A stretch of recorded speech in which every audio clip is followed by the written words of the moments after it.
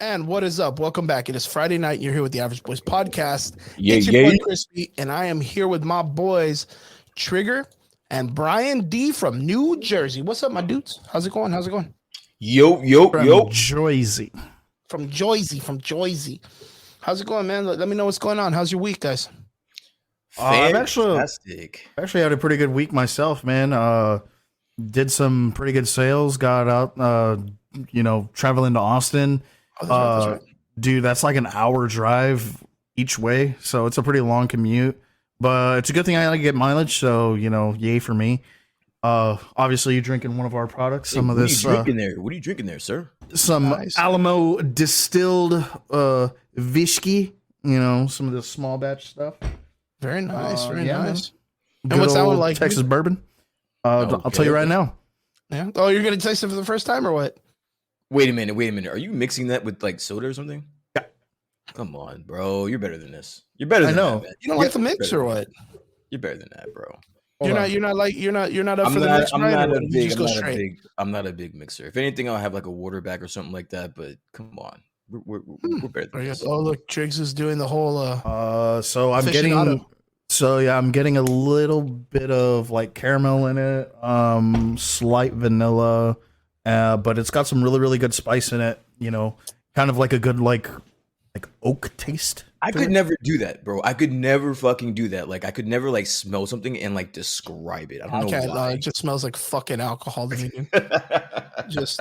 That's like me smelling a bottle of alcohol. And that's me the going like, reason why Triggs has the job and we don't. That's exactly Yeah. why. Well, I've also been doing this like my entire adult life. Yeah. Like so. He smells the alcohol and he Yeah. whips it up. He's like this. He's like, this So smells that's like been if you're aged. Sagittarius. No, dude, man, you think I'm bad? Like, man, you should have like you should really sit in front of people who like sommeliers, like wine sommeliers. They'll do their thing and they're like I've kind seen of that woody, videos, man. I've seen those YouTube and videos. and man, Jesus Christ, dude, like. If you think the wine guys are bad, I feel pretentious, and then I see them do it, No. and I'm just like negative, dude. I'm okay. I have one up for you because there's guys that are aficionados for water. Like there's motherfuckers that are out there like fucking solution water. How do you become an Like this. aficionado for water? This is this New bottle- Zealand glacier water from. That's but honestly, the water that you have is some. Oh yeah, this water's good. He's like smelling. He's like this plastic. I have It's- that shit too. It's I been have that shit. recycled. I drink that shit all about day. 20,000 times. The plastic comes from 13 different channels of the world or whatever. I'm Right. just drinking some a nice little IPA. From this, tropical from this beer, tropical hug. jerk. Yep. Is that good? Okay. Yeah, it's pretty good. It's from Goose. But it's Okay, strong. I know Goose. Yeah. Goose. Yeah, it's but it's a 9.9, dude. Like it's Damn. yeah. Let's fucking Yeah. let's talk about the elephant in the room. What did you guys think about the Bud Light thing? What did I miss? They're going like very pride heavy, with Yeah. the LGBTQ. Did you see that? Wait. So I saw Kid. Is that what the Kid Rock thing was about? Yes, Maybe. yeah. That was one part of it. Because Kid Rock, you already know You Kid said Rock. maybe? Yeah, Kid Rock. I didn't just know what went that was wild. about. Just- Wait, so he just took a machine gun to the whole like he was that pissed Oh, off about it? yeah. I know what you're talking about. Now. I thought you meant he was just talking shit, but no, dude. Like Kid Rock literally brought out like 5 fucking 24 Cases. packs of Bud Lights and like lit them up He with a just machine lit 'em gun, up. just anger, dude. I Just had anger. no idea what that was about. There is a popular YouTuber right now who is a transgender individual, and they got a sponsorship through Bud Light. I can't remember the person's name, but this person like med fucking. They're part of like what's that fucking makeup company? Euphoria or Sephora. Sephora. There you go. And then the other one is they met. Joe Biden invited him to the White House. Transgender stuff. Dudes. This person, I'm not gonna say dude. This person has been in the transgender community really wild and I want to say like the last 5 years, and all of a sudden they just blew up like crazy. Yeah, his name is Dylan Yes. Devoni. I don't know who that is. He's Yeah, a the last name. TikToker. Well, they got now a sponsorship with Bud Light, Okay. and now everybody that drinks Bud Light's like I ain't about rainbows and all this other stuff, and they're really trying to defend themselves. Well, dude, I saw this super funny meme, like, dude. We knew it. I saw this super funny meme where it was like, well, then I'm just gonna switch to Coors, and then Coors is also doing like a huge pride thing as well, and so they're all like, the fuck you are. Everybody just wants to make sales, dude. Better switch to fucking Yingling or something. Dude, I've heard like barely got it on this side of the Mississippi. Dude, okay, so now the other one is that Jack Daniels is getting in on it now. Bet. So it's getting wild. Dude. The next couple of days are going to be the wildest days in the alcohol community. But what a day to be alive, dude. what a time, dude. Yeah, dude. I have to ask. So you guys drink liquors and beers more than I do, and you guys, Triggs. I mean, you work in the community of selling alcohol and doing that stuff. How do you feel about this type of like? I always think it's just like a company jumping on the opportunity. Like that's the way I've always seen it. Like I've never seen Bud Light or Coors Light or Jack Daniels really jump at anything in the LGBT community. I kind of feel like they're just doing it just because it's a branding thing, having the opportunity to kind of be like, hey, you know what? We have inclusivity. Also come and drink because we don't care what authenticity or whatever you are. Beer is beer. Bye. So, I mean, from like a professional standpoint, I'd have to say that like, I mean, like, I don't know these people's mission statements or, you know, or their mantras or anything like that. So like, you know, what I say is complete speculation, but like, if you're going to continue selling your product and you know that your product is geared to a certain demographic, especially if that demographic can be quite hateful, and you want to make sure that like you're still selling your product to like where you want it to go, to the age demographic that you're looking at, then yeah, you know, like you want to break down that barrier and be like, hey man, like fucking drink beer. I don't care if you have a dick or not, you know, drink the beer. Okay. Why is that? But why is that such a trigger for some people that they are including a community that they want to, I guess, appeal to? Why does racism exist? But this is just beer, though, dude. Like, it's skin. It's skin. You're born with it. The button. It's fucking Bud Light, bro. Are you serious? Like, I don't know, man. Like, I mean, you're black. You know, why do people mad at you? I mean, but like, they're not. I haven't seen a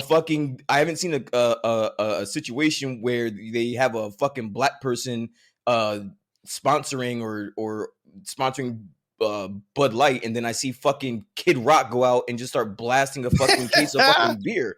So I understand what you're saying. No, I understand what you're saying, but like I don't have a comparison to judge that off of. Granted, that's apples to oranges, right? You know, like I don't understand this. But like I don't know, man. Like it's such a sensitive topic that I mean, dude, even politicians shy away from it. Bud Light, it's probably like the worst beer on the fucking market. It is, dude. It's piss and water mixed together. It's piss water. That's incredible, bro. It's incredible. It's a less American version of PBR. I never knew what that was about, and honestly, I'll take Bud proper over Bud Light anyway. So like, why? Like, I guess that's why he used Bud Light anyway. But whatever. But it was like a throwaway beer and shit. Yeah, it was a throwaway beer. It's the fucking Dollar General beer and shit. And they were like, yeah, they could have this one. Dude, but Bud Light is one of the best-selling beers in the United States. I'm sure. Oh, I know it is. I know it is. Unsweetened tea. I got those fucking numbers, my guy. That's the equivalent to like unsweetened tea companies sponsoring the Hispanic community. I'd be like, fuck out of here, dude. Nobody drinks unsweetened tea, man. The fuck? Dude, yeah. If Lipton gave, you know, like you know, their fucking brand of approval, Mayo unsweetened tea and shit, I'd be like, fuck you, dude. Yeah, so I when I saw it, I was kind of like, okay, what's the uproar? Like everybody that it doesn't even matter what's your orientation, fucking drinks. You know what I mean? Like they all drink. Yeah, so dude, like, why would it matter if they fucking dude? That's what I'm saying. Who cares, bro? Yeah, dude. I don't know if you guys remember, but like a couple of months ago, I bought the fucking Skittles. You remember I bought the transgender LGBT? Yes, they were great, dude. That's so fucking cool. When are you gonna ever eat some fucking gray Skittles? Who the fuck cares about what's on the package? That was like, bad, dude.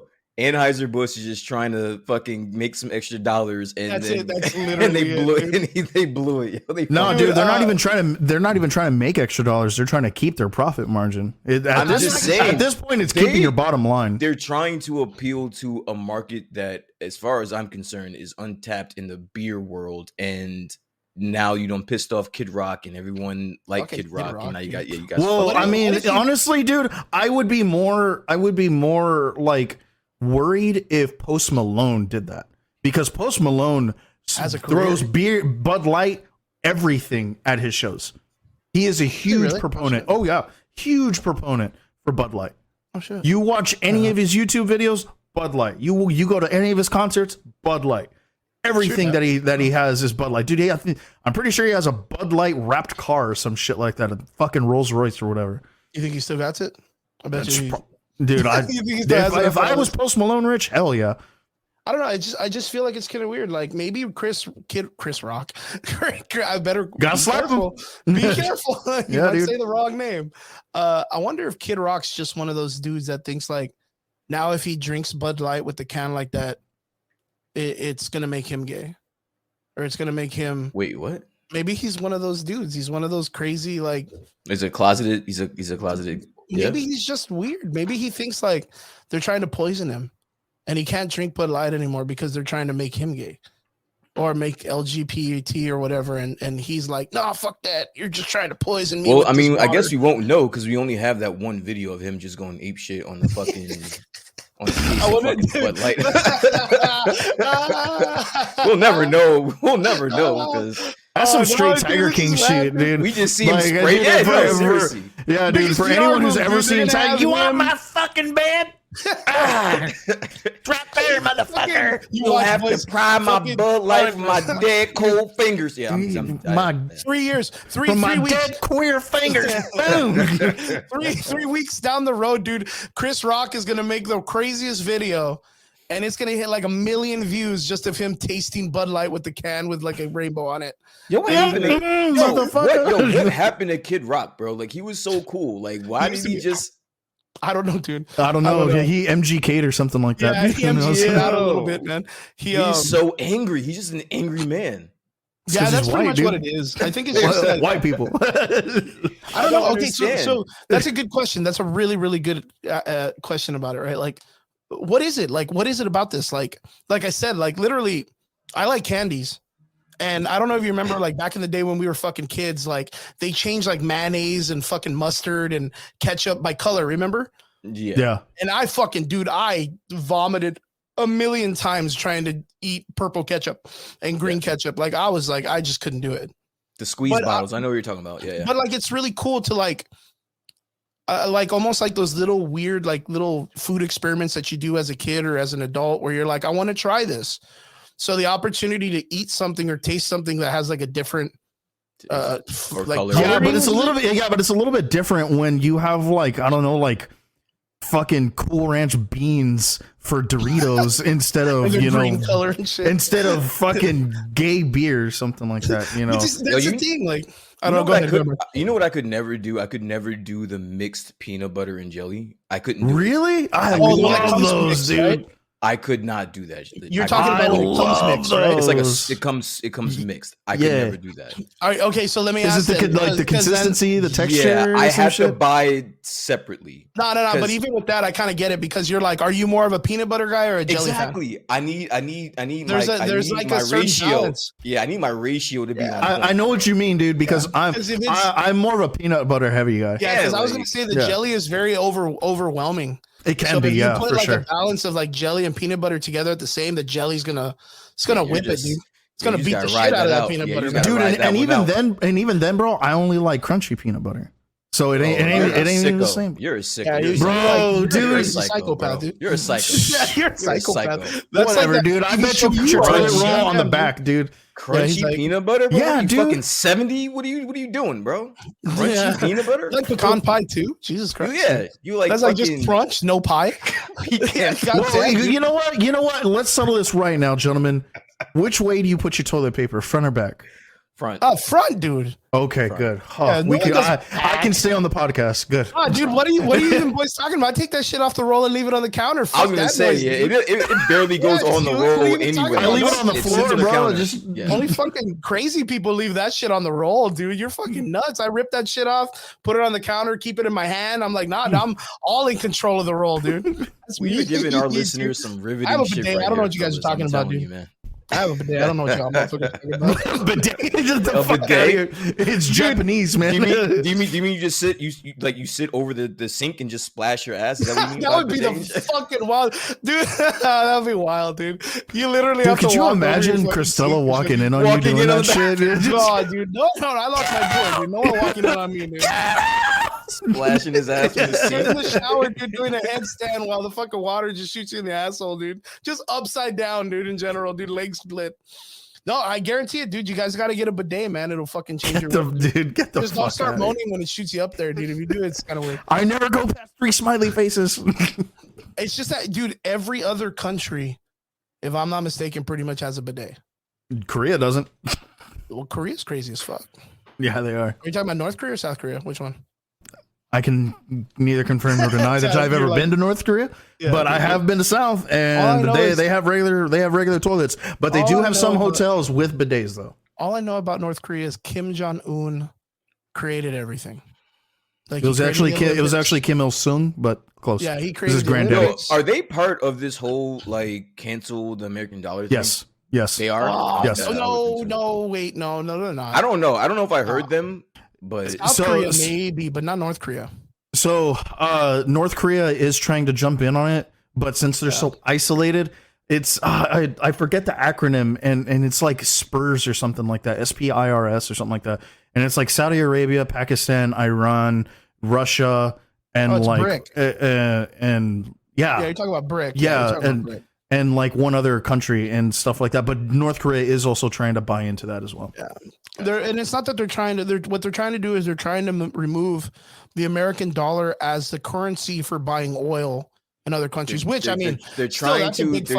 That's a nice way of saying they're trying to devalue the dollar. Yeah, they're trying to pretty much. They're trying to destabilize the dollar. Yeah, but in the prospect of it too, if you look at it, our government has devalued the dollar on its own in the last several, fucking 8-9 years easily. I mean, you might not be wrong, but what they're trying to do is fucking cripple the shit, though. I was about to be like, that will destroy our economy. There's a difference between devaluing it to their advantage and for them to just cripple our country. But this goes long behind the idea that I mean we don't really do much of this kind of talk, right?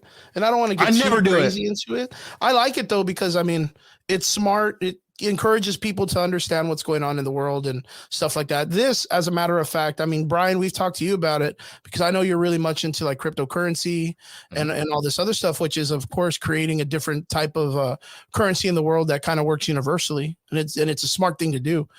But I think when you create a currency, someone has to control it, like in general. So what I think is if you have independents trying to create a currency and it's working, a government will try its best to sabotage it, then come around and own it. What's up, Dr. Till? Thanks for coming in. Toasty, thank you for coming in. Yo, party people. What's going on? Hello. So with the situation that's going on with the China and the Russia and all this other stuff, like, for them to try to devalue the dollar, it benefits the Chinese situation because China's trying to be a superpower, just trying to take over what the United States has been doing for several years.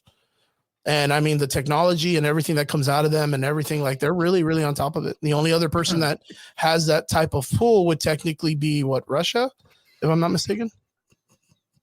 Oh, okay. That was kind of awkward. I love it. But you know what? All right, so we don't have to stay on this topic for too long. Yeah. I'm just gonna say this, dude. They could keep fucking around if they want. I only see this ending one way: if they keep fucking around, and I don't know if they're gonna like it. So yeah, I see it the exact same way that Brian does, and for me, my answer is.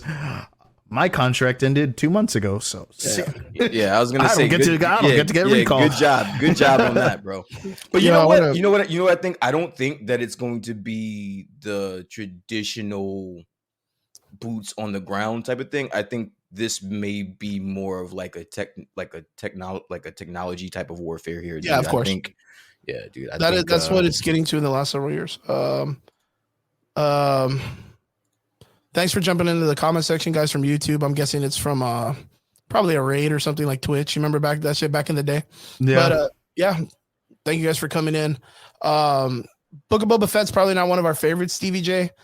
Or else we're gonna put the boots right up someone's like ass. Did nothing wrong. But if you guys have, we're going to be talking about Star Wars Celebration in a bit. Thank you guys for jumping in, and yeah. So let's keep it. Let's get it. Ken of the North, welcome. Greg, Boba, welcome. Zen, Stevie J, all you guys. Thank you guys for jumping in. We appreciate you guys. So yeah. So boys, let's jump into our most first amount of fucking YouTube comments I think I've ever seen. Yeah, it's kind of like we've had this happen before. Me and Brian have dealt with this before, right, Brian? Where we just get like some kind of spats of raids and shit. Dude, we had a dude last week that came in and was like, "Yo, put me on your podcast. I'll shave my head." I remember that. That's just wilding though, man. It's just, I don't know. It's crazy.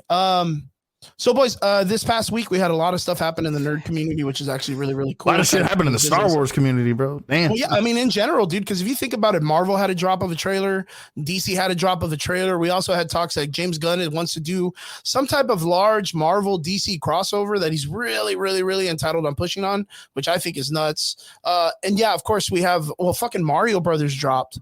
Fucking Spider-Verse dropped. I want to check out all of these trailers with you guys.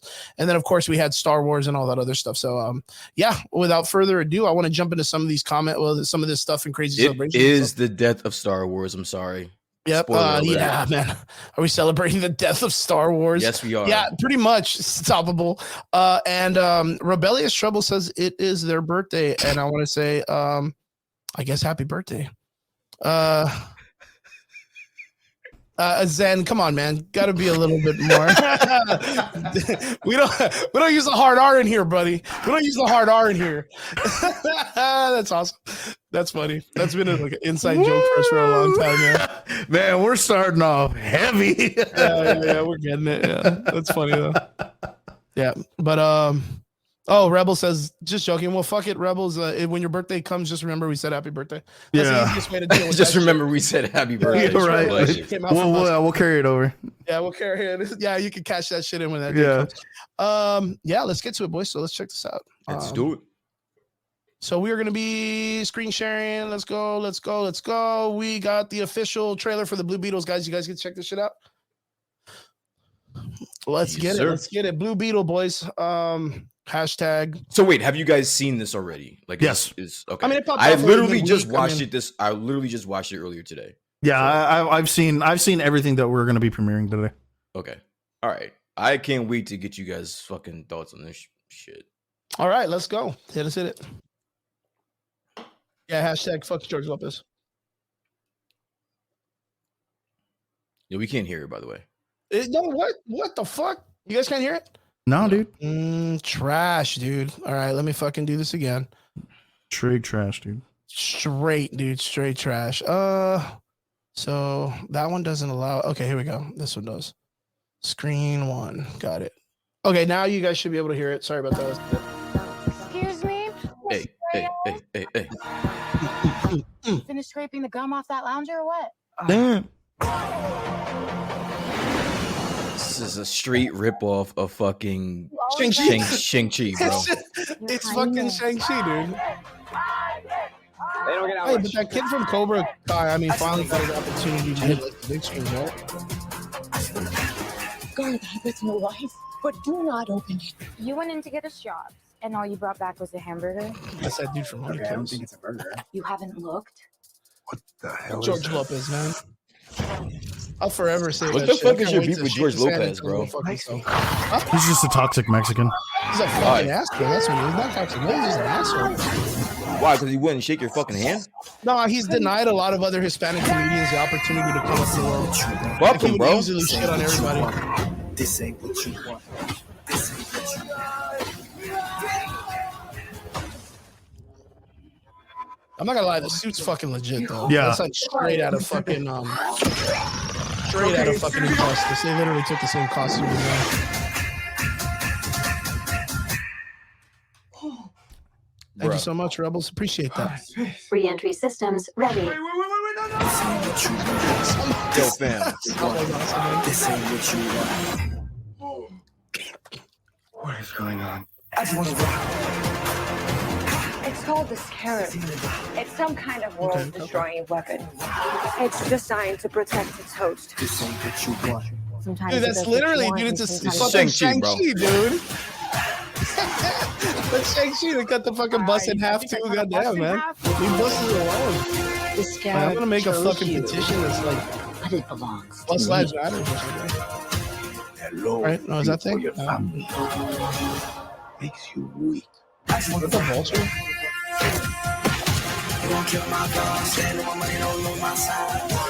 The universe has sent you a gift, and you have to figure out what you're gonna do with it. Whatever you can imagine, I can create. I thought the Buster Sword shit was pretty fucking fantastic, baby. Nice choice. Yeah, I thought that was pretty fucking. Yeah, that was probably the thought that sickest was part legit. of the whole fucking trailer. Oh, is there more? There's gonna be some silly thing. It's Right? like Batman stuff. Batman's the fascist. Batman's a That was the best part of the whole fucking trailer right there. That The Batman's a inventory? fascist? Yeah. Oh, I that love was that. it. Yeah, I that loved was it it. for me. That sold it for me, dude. I loved it. 10 out of 10. Insta movie watch, looks like- insta classic, dude. This movie looks like shit. Check bro. this shit out. Dude, the old Blue Beetle How costumes. did he get those costumes though? If that just like popped off, like, is this like a fucking like, is it like a club of dudes now? All 'Cause, right, I so mean, you listen, kinda- listen. You guys are way more in tune with the Blue Beetle story I than ain't that I much am. of a fucking comic book nerd. Only like fucking 3 Is people read this this comic is book. this something that you guys want to see? Fuck no. Yeah, I don't give a it's shit something about I Blue want to Beetle. see. Okay, because I kind of get the feeling that Triggs is about this. So what like how do you feel about this trailer so far? I like it because Blue Beetle to me, like this iteration of Blue Beetle to me, reminded me of my second favorite Nova Corps member, which is Sam Alexander. Okay. And they're both like around the same age. And they're both like coming of age stories. And on top of that, Blue Beetle at one point became a Teen Titan. Okay, Yeah. all right. And I so mean, I would. Chris, You and can Chris, ask me questions. Chris, from what you know, what do you think, man?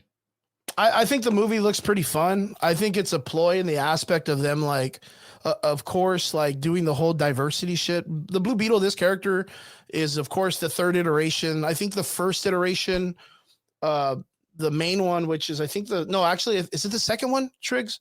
What? The one that was good friends with Booster Gold? There's the first one. That was the first one, right? Yeah. So that was kind of like officially the most popular variation of the Blue Beetle, minus whatever Injustice and whatever nowadays shit did to pick up his character. But they kind of threw the Mexican guy in, kind of like it was like Blue Beetle was very particularly close to the way that they did with Miles Morales in the Marvel universe. Except So they did it well. Yeah, Like- it almost literally like 1-for-1 copy of what they did with Miles Morales, minus that he's not in an alternate universe. Kind of what they did with Nova also with Sam Alexander, where like he just like acquired the helmet, it started to protect him, and then gave him knowledge, and then they were like, not really Richard like he found it, but it was his dad's beforehand, and his dad had left, and when he found it, he was like, "Oh, what's this?" So he puts it on, and he like finds out that his dad's like, his dad didn't take off and abandon him. He was actually like, yeah, he's out there doing marooned some and stuff. fucking Yeah, he's shit. out there doing stuff. So yeah. Yeah, So I wait, guess let for me, what it's worth, I'm okay with it, but like fuck George Lopez, literally, dude. All The right. reason why Dude, he looks real the 'cause only, you don't know the the only people. reason why I would watch this movie is because of George Lopez. So let me ask you guys a question, because I guess we get the consensus. You guys are kind of on the fence about it. I know Triggs is about it. You're kind of not about it. Yeah. But let me ask you a bigger question. The fact that we know that there's nothing moving forward with this character because James Gunn is going to take over and there's nothing in the future for this character that we know of. Yeah. Does that have any effect on how you're going to view this movie? Well, actually, from what I've heard, this is kind of like on the whim of course, pages and Reddit and stuff, is that James Gunn is keeping this Blue Beetle character for his franchise. Okay. So he I is have moving not forward read with this that. in some wild way, which it does, like you've said, it does have a very Marvel-esque Shang-Chi vibe. And it does have like this very awkward Spider-Man kind of vibe too, where it's like a very playful, very of course, like being an insect character, it's going to be highly relatable to the Spider-Man character. But Other than that, I challenge anybody that says they like the character to tell me anything other than he's got a blue suit. It protects him, and that's your go-to, bro. I love the fact that that's your go-to, bro. No, because like, whenever we have like these obscure characters, you're like, bro, no one likes this character. If they do, tell me what the best arc is. Okay, I mean, I mean, if that is the case, then go against it and tell me where it became successful after, because every character I ask, all of them fail. Like, I mean, what character have I not said that about? I mean, Thor, I said was cool, and Wonder Woman are cool. But again, those characters from the very beginning, I said they're easy to make stories of because they're just Lord of the Rings shit. It's so cool. But if it doesn't have any backstory and something to follow, it's going to fall apart. Look at what happened to Wonder Woman. Literally by the second movie with no villain that no one can really name, the character literally just collapsed. Triggs, like you were raising your hand. You had something. Yeah, Triggs. Oh, I actually do know about the character. Like, oh, that's cool. I am an actual fan of this character, but like, they haven't really done anything with him in a very long time. Like in a very, very long time. Look, I think like it right now, like he kind of has a bit of the America Chavez treatment where he's being rolled into a team. Yeah. Okay. Teen Titans. Yeah. They have what's that? That project, or what's that one thing that the Judas contracts? Oh yes. There are stories in the Teen Titans that really pick up this character, because this character, he's a hoss, dude. He's a hoss though. But he fails the same way like Beast Boy does. He fails the same way like Robin does as a character, as a main archetype character to carry a franchise. Those characters you put in a team like the Justice League, and they excel because they're so young and they're fun and they make funny jokes and they're immature. And honestly, but the last thing that was cool that came out of Robin, other than Deceased, was Super Sons. You know, yeah, I mean, but if we're that gonna be honest, easily collapsed. I'm not going to say that it collapsed. I'm just going to say that it ran its course. Because like after a while, it was kind of just like, okay, dude, like we really have nothing else to do. Like, let's reintroduce them back into the Teen Titans and then have that move forward. Yeah. Well, what happened was they got the daughter of Amazo to fight against them, and then it seemed like John Kent was kind of having feelings for her, and then the whole Dr. Manhattan bringing the Watchmen characters in, and then they brought back Mr. Oz, which happened to be Superman's father, who then takes John Kent into space. They age him up 5 years so that he can be older than Damian, because they wanted him to be the next Superman, which is what we got right now. They're barely bringing back Super Sons, but it's uncanonical to the DC universe because they just ended up going back to the kids' years. But they ruined John Kent with the story. They literally ruined John Kent because all his Deceased run isn't bad though. Like I'm actually having a lot of fun. Though. Granted, but I mean, but at least they're writing a good story with him. Yeah, that's my point. Yeah, it's very awkward right now in DC with the Spider-Man family or the Superman family and stuff like that. But Blue Beetle became very, very popular with the Injustice storyline. Oh yeah, with the Injustice 2 storyline. Yeah, it's very, very interesting that they even kept the costume design to be very much like literally based on Injustice. The movie, I'm not gonna lie, the movie looks fun. This actor guy, very cool, very hip. Xolo Maridueña. Yeah, he's a super fun kid. I think he hits all of his like he could do the serious badass role, which is like what he's shown in Cobra Kai, that he can be like the metal kind of guy. But in the aspect of it, he hits all of his comedy arcs very well too. He hits all of his lines, and I'm kind of excited to see him. Again, I'm not a big fan of George Lopez. And George Lopez, for a fact, is I used to be in stand-up comedy, and a really good friend of mine by the name of Raymond Horta has been doing this thing for a fucking long time down here in the Valley. And he's had situations where George Lopez has kind of like shit on him for not being a part of, like not wanting him to be a part of the shows, like literally not giving people the opportunities. And, you know, it's one of those things like in the comedy world, a lot of people try to pick other comedians up because it's really hard to make a career out of it, especially in an area that a bunch of people don't even know your city exists, which is like our region where people think we're part of Mexico. What if he just didn't think he was funny? No, well, Raymond's a funny dude. He's not the only Hispanic comedian this has happened to.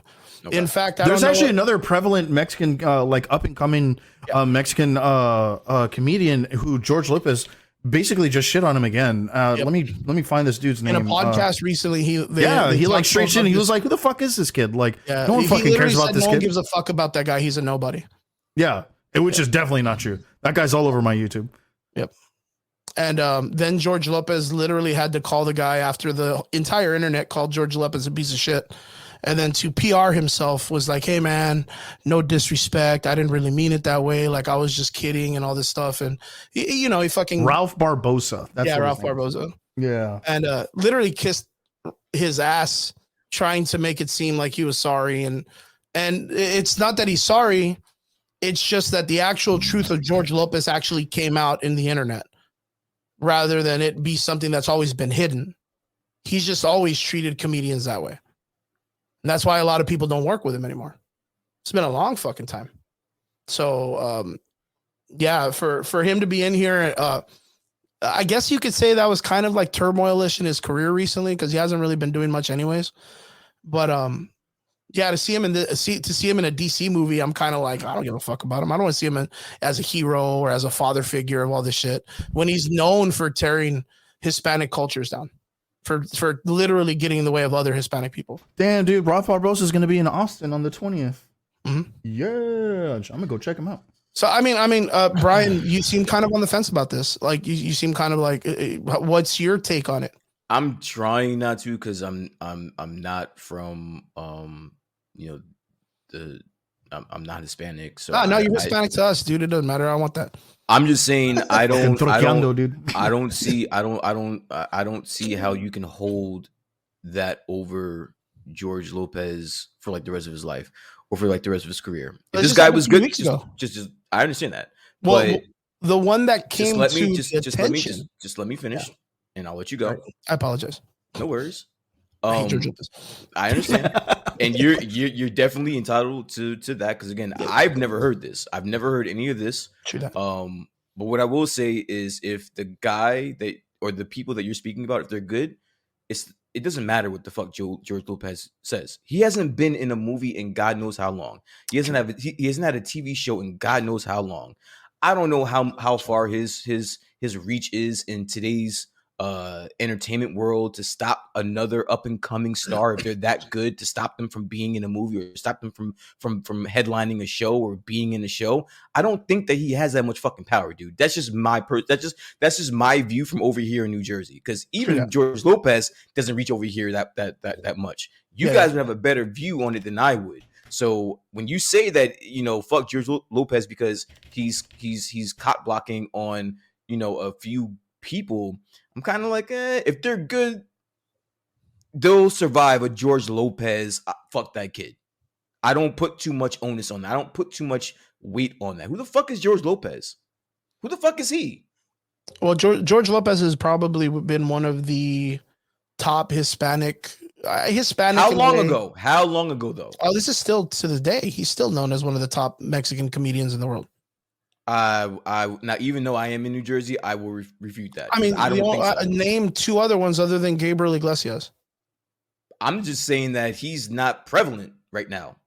He's on a golf course because he's on a golf course somewhere with fucking Ben Baller somewhere hitting the links, dude. He's not worried about comedy. Well, that's a good point. So how was he cop blocking on an up and coming star? Okay, so that's a good point that you put out, that he's golfing with either some celebrity or athlete, because that means he's part of a very 1% high intricate part where other comedians are not a part of. So when I'm not going to say the Illuminati. Get out of here. I'll call you Trig, like the guy said in the comment section. Hey, dude, chill out with the hard R. Not use the hard R on that. Yeah, dude, chill out with the hard R, bro. He's part of like this 1%ers of Hispanic comedians.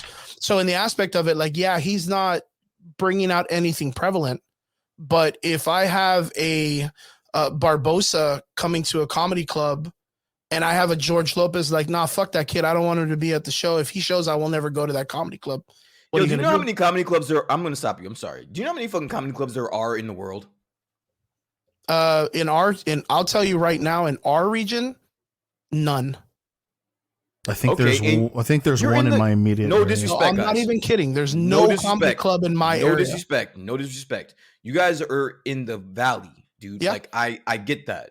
But if the guy is good, he can go to any comedy club. He can come to New York. He can move to New York and have a great fucking career. If you're well, he's actually going to be coming to Austin. So I understand. I'm excited. If you're telling me that he can't make it in the Valley because of George Lopez, I'm calling that guy a bum. No. You're not. You're overlooking the thing that I'm talking about. He's not stopping people from doing shows and stuff.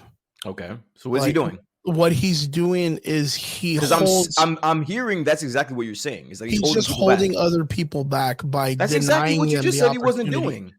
Yeah, but he's not calling comedy clubs and being like, well, I don't know, because I haven't been a part of the comedy scene in like fucking 10 years. So then why do you have this stance then? Because I've already heard these stories off camera. I heard this before the podcast. And to see him doing it to someone 8 years later from the time that I heard it, I know he's still out there fucking holding other Hispanic people down from being successful, or at least putting his influence into people who own establishments that are like, cool, if George Lopez don't like you, then I don't like you. Well, what if he just doesn't like him? Is he supposed to say that he likes him just for the sake of putting people over? He doesn't know him. How do you know? Literally, he did that to Barbosa, claiming, I don't know who that fuck is. He's a nobody. Like, he literally did that to someone on scene. That's not saying. And even the podcast people are like, dude, what the fuck are you talking about? But Chris, that's not saying that he doesn't know him. He's just basically saying, I don't know. Oh, he has to know him. That's what I'm saying. Like, I'm sure he knows him. The comedy circle is very small. He has to know him, especially in like states. That's the reason why I didn't want to speak on this, because like I'm not from your region, which is what you said. But what I'm saying is that there's comedy places all over the place, and if the guy is as good as you're saying that he is, he can make it. Fuck George Lopez. Yeah. So I wouldn't hold it against him. Like, that's because Chingo Bling's a lot nicer to the Hispanic culture. Sambo, he actually helps upcomers, dude. I guess it's just one of those things. Like, but then again.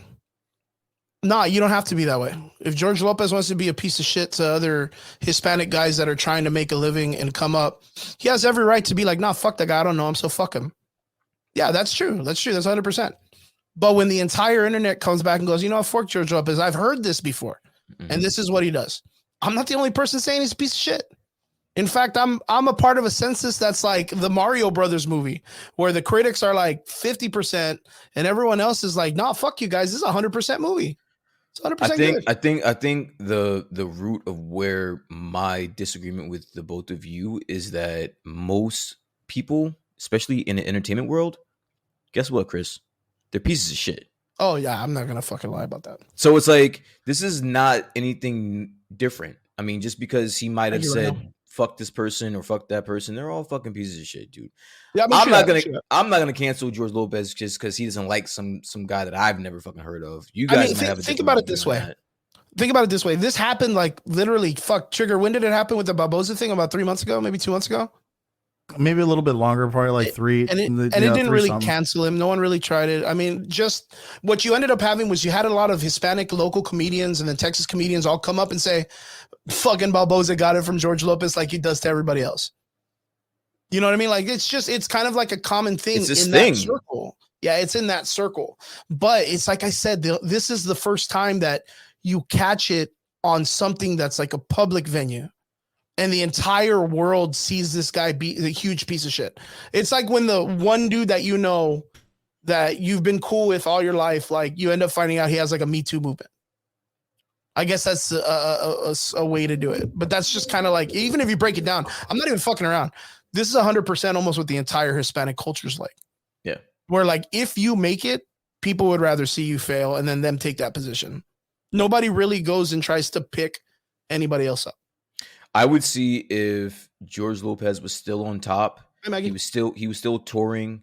He was still like very viable in culture today, whether it be the Mexican culture or just the world culture. Yeah, in culture itself. And he was holding people back. I would understand your gripe. But this guy hasn't come up with anything, and God knows how. Who the fuck is George Lopez now, bro? He's in fucking Blue Beetle as probably the crazy fucking uncle for a fucking payday, dude. Like, who the fuck cares? Yeah, man? No, I get it. And you know what? This kind of reminds me of I don't know if you guys have heard the protesting from John Leguizamo about the Mario Brothers movie. Wait, no, I've been seeing a lot of him. But I don't know what I've been seeing a lot of him. I don't like. He's kind of been protesting about the Mario Brothers movie because he says it doesn't have enough diversity in it. It doesn't have enough diversity. Yeah, like it doesn't have enough like I don't know what diversity he wants. Does he want everybody Italian? I mean, it's hard to hire a fucking giant dragon, dude. He's an Hispanic guy that played an Italian fucking plumber.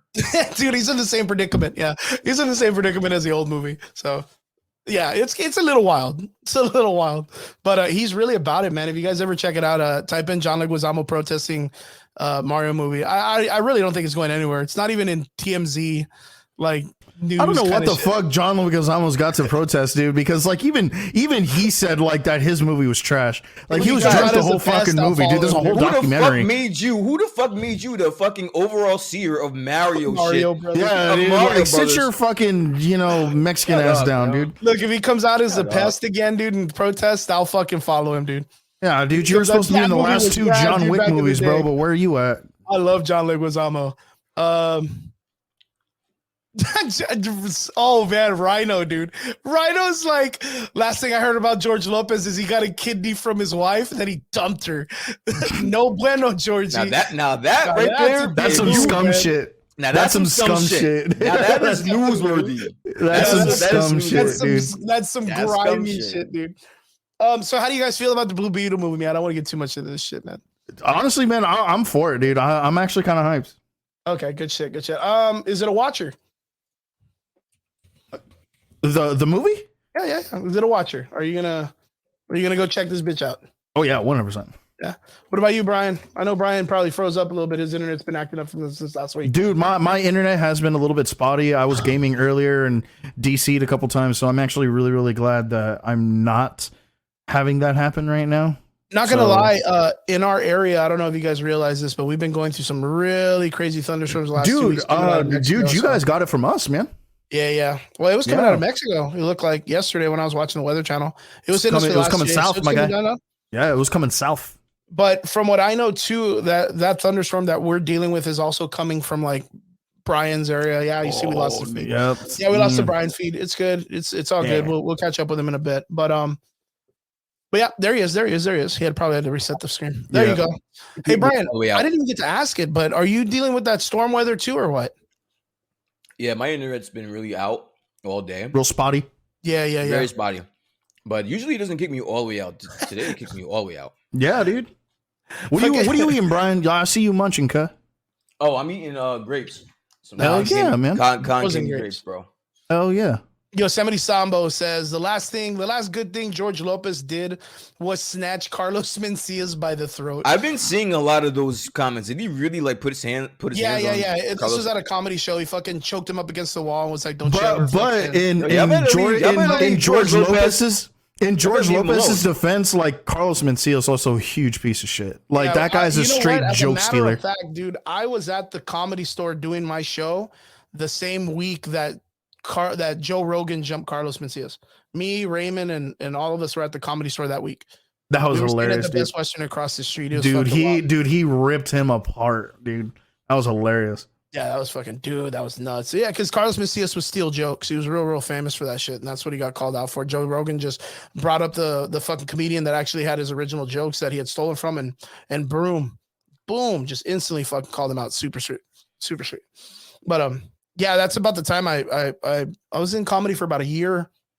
Past that, and then I stopped to do my coaching for wrestling and mixed martial arts. So yeah, it is what it is. Taught me how to fight, man. Got my ass on a fucking combatives team. Yeah, dude, that's what it is. All right, boys. So onwards to the next part of the conversation. We are jumping into the next trailer. We have a lot of fucking trailers, dude. We're gonna be watching Secret Invasion's trailer from Marvel.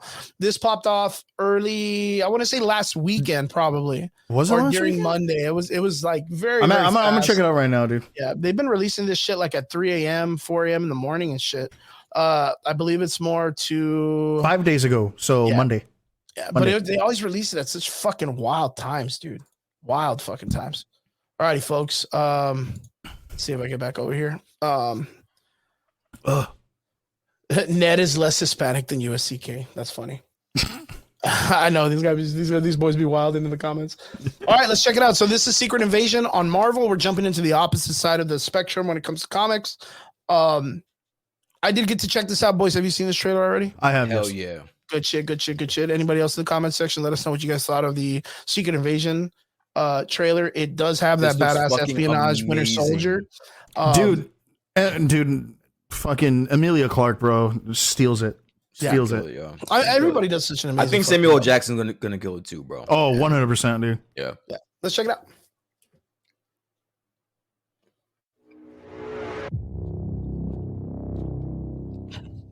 Fury.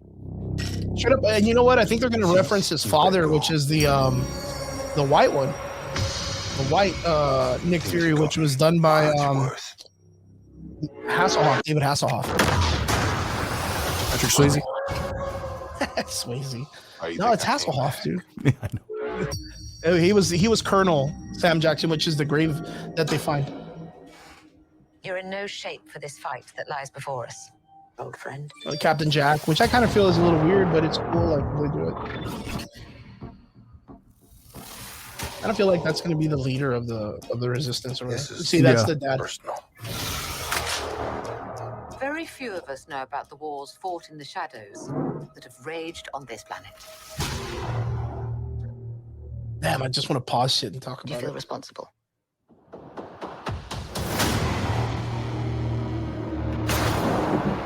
Where are the Avengers?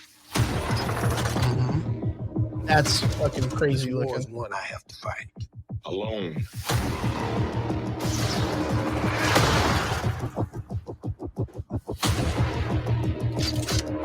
You're the most wanted man on the planet. Brody, You don't know what they have planned for Chernobyl you. or anything.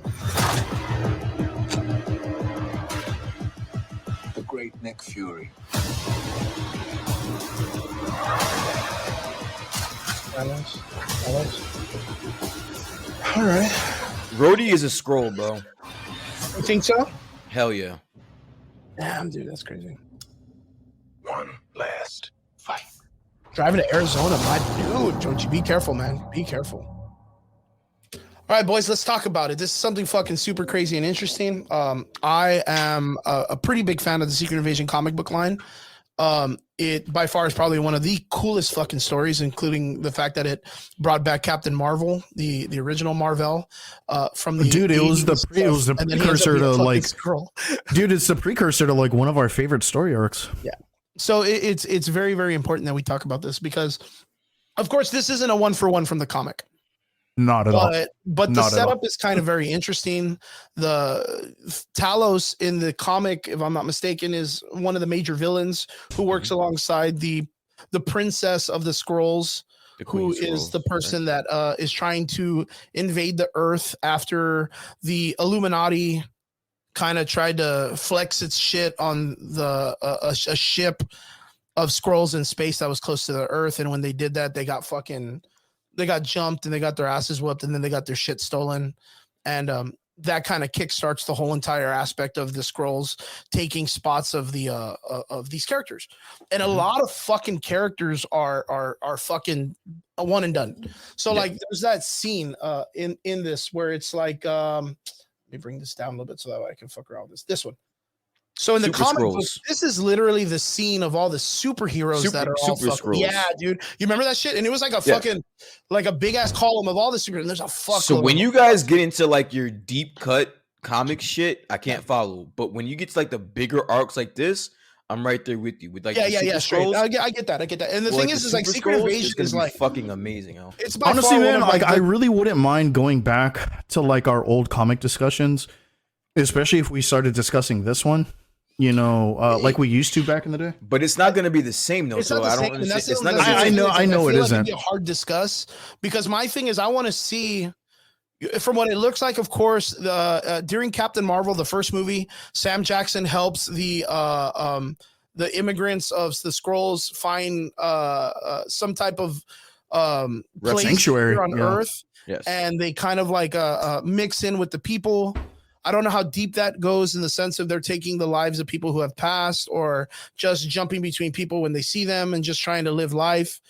But you could see that if it's one or the other, if it's them taking the lives of someone and the people are allowing it, then they can live a normal, free life and just continue as that person and be comfortable.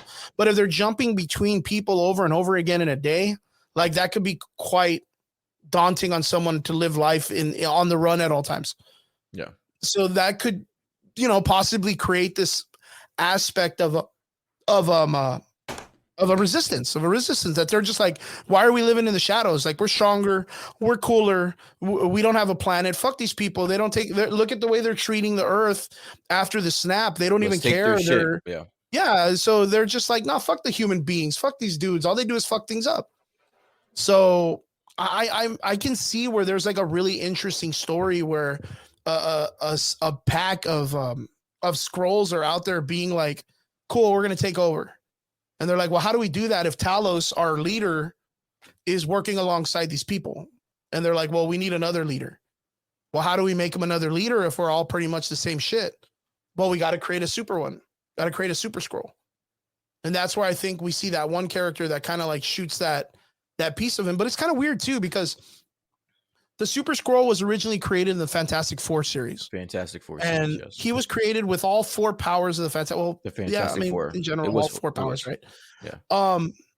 And that's that weird. I believe the machine that they're using that's in that nuclear fission place. Mm-hmm. That's how they create the Super Scroll. But when he uses the powers out of his arm, it looks very much like Groot, doesn't it?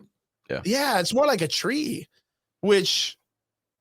I don't know. I mean, you saw the part where he punches him in the chest, right? Uh-huh. And the arm changes to like the Rock. I thought that was very much like a nod to the Thing, right? Yeah. So there's really, really, really cool aspects of the Super Scroll, but I don't think it's like definitively a Super Scroll. But I feel like we're close. I feel like we're very fucking close. I think they're pulling very loosely from the comics. I do think that they're going to incorporate some of the villains or superheroes that we've seen in the past and kind of like, because what's that company that goes around cleaning up all the disaster shit? Damage Control. Damage Control. So they're a part of it too, right? Yeah, that's where they get Damage Control. This thing right here, right there. Department, Damage Control. So if you kind of like, if you fast forward it when it says in the upper right where it says specimen sample, in the upper right, it's the name on that is Cole, which is like the Cole Obsidian. Cole Obsidian. Fuck, so that's nuts. They snatched some shit. Oh, so you think they're going around collecting a whole bunch of artifacts and DNA from. That's a good that's a very good hypothesis, man. I fuck with that heavy. I think they're going around. They're going around collecting artifacts and they're collecting DNA after what's Endgame and as scrolls, and they're using those genetics to create their super scrolls. Holy fuck, I never even That's thought a of good that. deep dive, dude. Because if you that think makes about it, sense, like dude. you may not have the Fantastic Four powers, which one you have the stretching powers of Mr. Fantastic. Instead, you just use Groot's wooden powers, right? You don't have the Thing's powers, and you can't really do anything with the Hulk's powers. But if you take Cole Obsidian, his skin would be fucking super tough. In fact, in the comics, Cole Obsidian looks more like he has like a shell kind of skin, like a dinosaur-esque shell skin, right? Yeah. So that would be the possibility of them being able to create like the Thing's power sense, right? But then you still have 2 other powers, which would be Johnny Blaze. Johnny Blaze. And, well, you could also do Ebony Maw for the Susan for Susan Storm kind of. Oh wow, I never thought of that. Yeah, I honestly think that this is going to be a very good and honestly, it's actually, if we don't like this show, if they don't nail this, because this is actually this is actually what we've been bitching about the entire time. Like, we need some grounded, serious, dark shit, and if they have to nail this one. Like this, this one has to be. And from what it looks like, it looks pretty good. Rhino makes some really, really good points in the comment section. He says it's going to be about 8 to 10 episodes. They do have good scrolls and bad scrolls, which we got from Talos, which you're going to have this rebellion going against him. I think Talos dies. I think we got that in that one scene of the The restaurant scene. The ambush of and that's supposed to be the president's vehicle, which is a really great idea for them initiating the idea that they're attacked. The president dies, and then that's when Thunderbolt Ross steps in, and that's why he ends up being like an accidental vice president kind of guy that kind of steps in, which of course happens with Captain America in the New World Order comic book when he becomes a interim Hydra agent. In that story, he ends up fucking up everything, and the United States is like, yo, the president is going under hiding. Captain America, since you're in charge, we're leaving everything in your power. You're going to be president. And then that's when he's like, sick, I'm gonna close the world down. I'm a Hydra agent and I just took over the United States. Like, that's how bad the takeover was. Hail Hydra. And then, I mean, that goes very, very well with the idea of the Thunderbolt Ross story, the New World Order story that's coming on with the new film. Like, this has potential to be bringing together a lot of the Earth-based problems, not the cosmic problems, not the cosmic entity problems, but the Earth-based problems in the world. That's exciting to think about. God damn. Yeah, dude, that's a really, really good, like theory right there. Like, that's something very possible. Yeah, because it's very separated, right? A lot of these films, like, they don't really correlate too heavy with each other, but this one show can literally bring together like 8 of the plots. Exactly. And I don't think that it's lost the fact that we've been seeing damage control pop up in just random. They've been popping up in some random fucking places, and they've all basically had the same as if like we just need to collect and clean up this area, but we're also collecting a lot of the shit that's been here. So Zen in the comment section again, man. Thank you very much for jumping in the comment section from the raid from YouTube. But thank you for sticking with us, buddy. Says if you Google the machine, it says there's only going to be about 6 episodes to the season, so it can't be that much of a slow burn. And that's in contrast. That's in contrast to what Jeremy is saying. Jeremy in the comments also said that he thinks that this is going to be a slow burn. If it's going to be 6 episodes, dude, you cannot have this as a slow burn. You cannot have a slow burn. It needs to be, there's a lot of action that needs to be kind of pulling through. So we do get the idea that in the very beginning, Nick Fury is in the attire of him in hiding, which is him being casual. And then later on, of course, when he becomes back to his double agent self, he's got, the pop collar, the patch, and all the gear back on. We see Hill is back, who by this time in the comic books is probably one of the most hated characters in comic book history. So we'll see how they kind of bring her character in, because she does a lot of I like Maria Hill more than I do fucking Captain Marvel. Yeah, don't get me wrong. The actress does such an amazing job.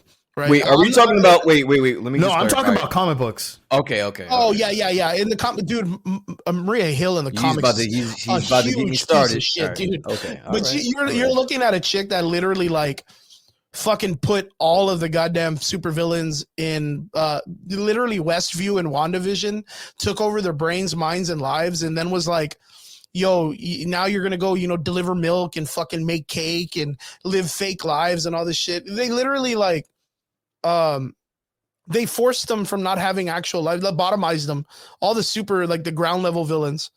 It was a wild, even Captain America was like, this is fucking inhumane. What are you doing? And Maria Hill's like, well, I'm stopping crime, ain't I, motherfucker? Like, she's such a bitch, dude. But in the in the MCU universe, she's a lot more understanding, a lot more sympathetic, a lot more kind of like, she really has Nick Fury's back. I dig her so much in the MCU. Robin Trabotsky. Yeah, she's an amazing actress, and she really plays that role very well. Or something like that. Yeah. So how do you guys feel about the series, man? Do you guys think it's going to be? It's going to be good, dude. It's going to be good. I have high hopes for it. Out of all the trailers that dropped, I think this is the one I'm probably most excited about. I kind of feel like they don't have an opportunity because Samuel Jackson will call them directly out on their bullshit. Yo, does Nick Fury survive the show? He has to. Yeah. You think so? Yeah, he has to. He always survives. Okay. The only time that I don't think he'll survive is... you know of him in 2 different places. Yeah. He's either Talos that's on Earth, or he's wherever the hell he is with Sword. Yeah. Okay. But in the aspect too, like, there's this interesting concept that I've been kind of like, I guess, theorizing in the MCU, that if this Nick Fury becomes the man on the wall. No. And that's the thing, right? Because he's very soft compared to that series. That's a big stretch, dude. Hear me out, right? We've had Nick Fury for 10 plus years, right? Samuel Jackson for 10 plus years. Sure. 15 now, yeah. 15, right? We're going on 15. Yeah, we're going on 15. We don't really need him anymore. Yeah, you see, that's the thing that I'm saying. Okay, so what I meant by what I said earlier is I'm not asking if he's gonna be the man on the wall. What I'm asking is if you guys think he was the man on the wall, met Captain Marvel, and then was about like, all right, cool, well, I'm gonna start this group, and then I need to bring someone in. And then after Thunderbolts, he asks Bucky to be the man on the wall, which goes I think that if he was ever going to be the man of the wall or the man on the wall, it would have happened when you saw him with Sword. Or when you saw him. When you saw him with the Skrulls. Because at that point, then like that's the only time that you ever see him ever out there. Yeah, that's when he kind of realizes there's shit out there, right? Yeah. So that would be the only time that I could ever see him being, the man on the wall. Yeah. But of course, like, it's very out of his hands. He doesn't have the power for that. Exactly. Because because when you find out that was his original position, he had that for decades. Yeah. Mm-hmm. He was doing crazy shit. Yeah. He was doing wild and crazy shit. But what it makes it even crazier is like after Thunderbolts, let me ask you guys this just straight out. What are they going to do with Bucky? What do you mean? Like, what are they going to do with Bucky? But that's the thing, dude. You like... But that's the thing, like what are like not just what are they going to do, but what can they do? Because like you have like a new Avengers team that's supposedly coming, and then you have you can't get rid and of then Bucky. Like now you're going to have some weird separate team shit that's kind of going on.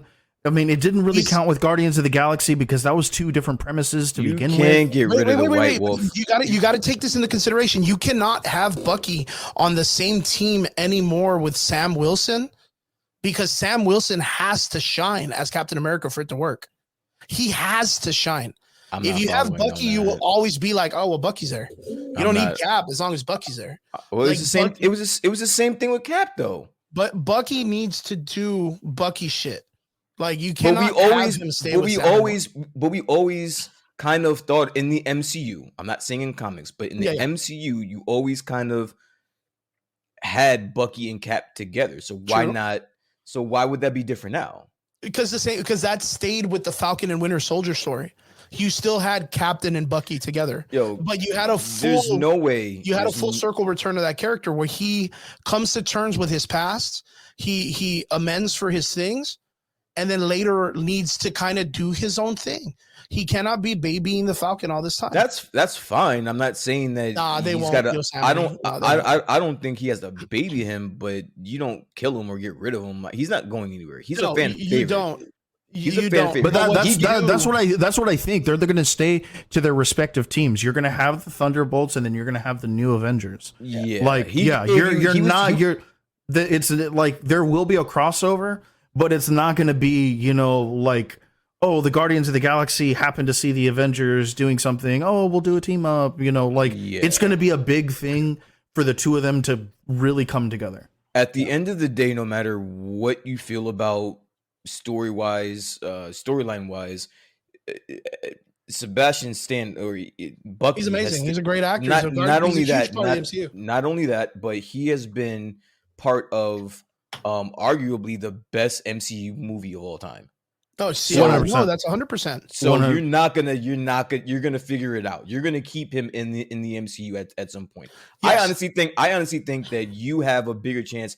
I don't know, for some reason I just think that you have a really good chance of Samuel L. Jackson not making it out of this show. Well, yes, to be fair, the two of them, Anthony Mackie and Sebastian Stan have been in 4 of the MCU's highest grossing movies. Yeah. So, I mean, there is that. Oh, no, Brian's frozen again. Okay, there we go. Yeah. But I do believe you're absolutely correct. I don't feel like Samuel Jackson as an actor will continue appraising the role over and over again. Nah. If there's no roof. There's nowhere to go. But the same thing, the thing is that happened in the comic book also with Nick Fury. And the thing that they did was they passed the secret agent part to Bucky. He then became the man on the wall later, which is after Original Sin.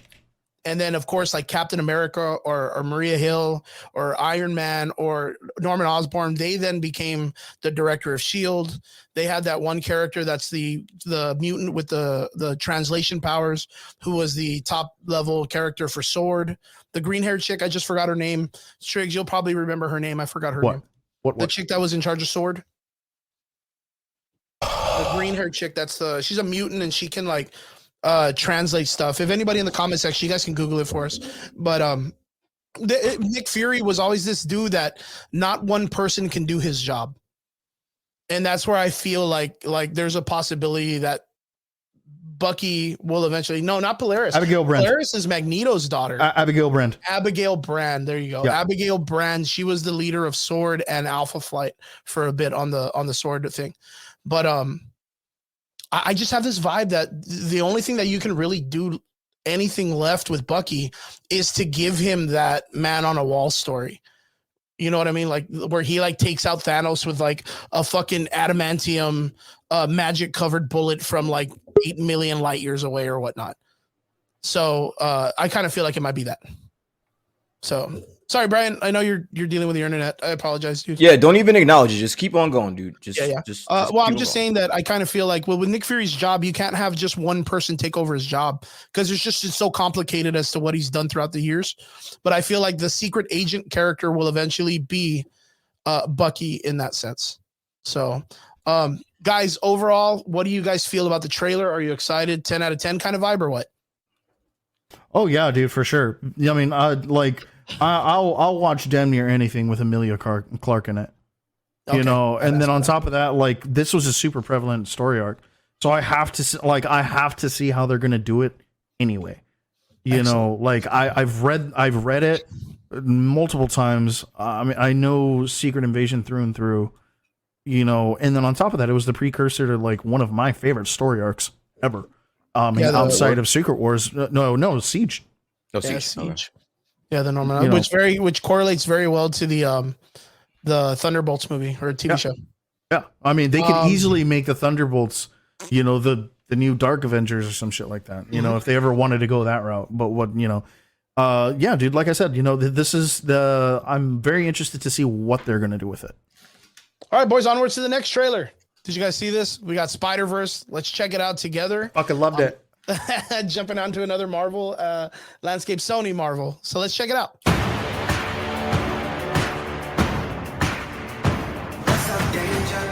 The fucking soundtrack is good. My name is Miles Morales. I'm Brooklyn's one and only Spider-Man. And things are going great. Oh yeah, you were supposed to be here at 5. All right, whatever. Okay. Whatever. Wow. Whatever? So are you like a cow? Is that or a Ryan Reynolds? Dalmatian? I am the Spot. It sounds like him. It's not funny. No. Don't do that. That's so gross. Dude. Miles's grades are pretty good. A in AP Physics. That's my little man. And a B in Spanish. Ooh, okay. Miles. Are you trying to Mira, that's what I'm Bye. He's lying to you. And I think you know it. So happy to see this art come back. Am I the only one? I love this art style. Want to get out of here? Oh, when? So wait a minute. There's an elite crew with all the best spider people in it? Who's the new guy? This is unbelievable. This is the lobby.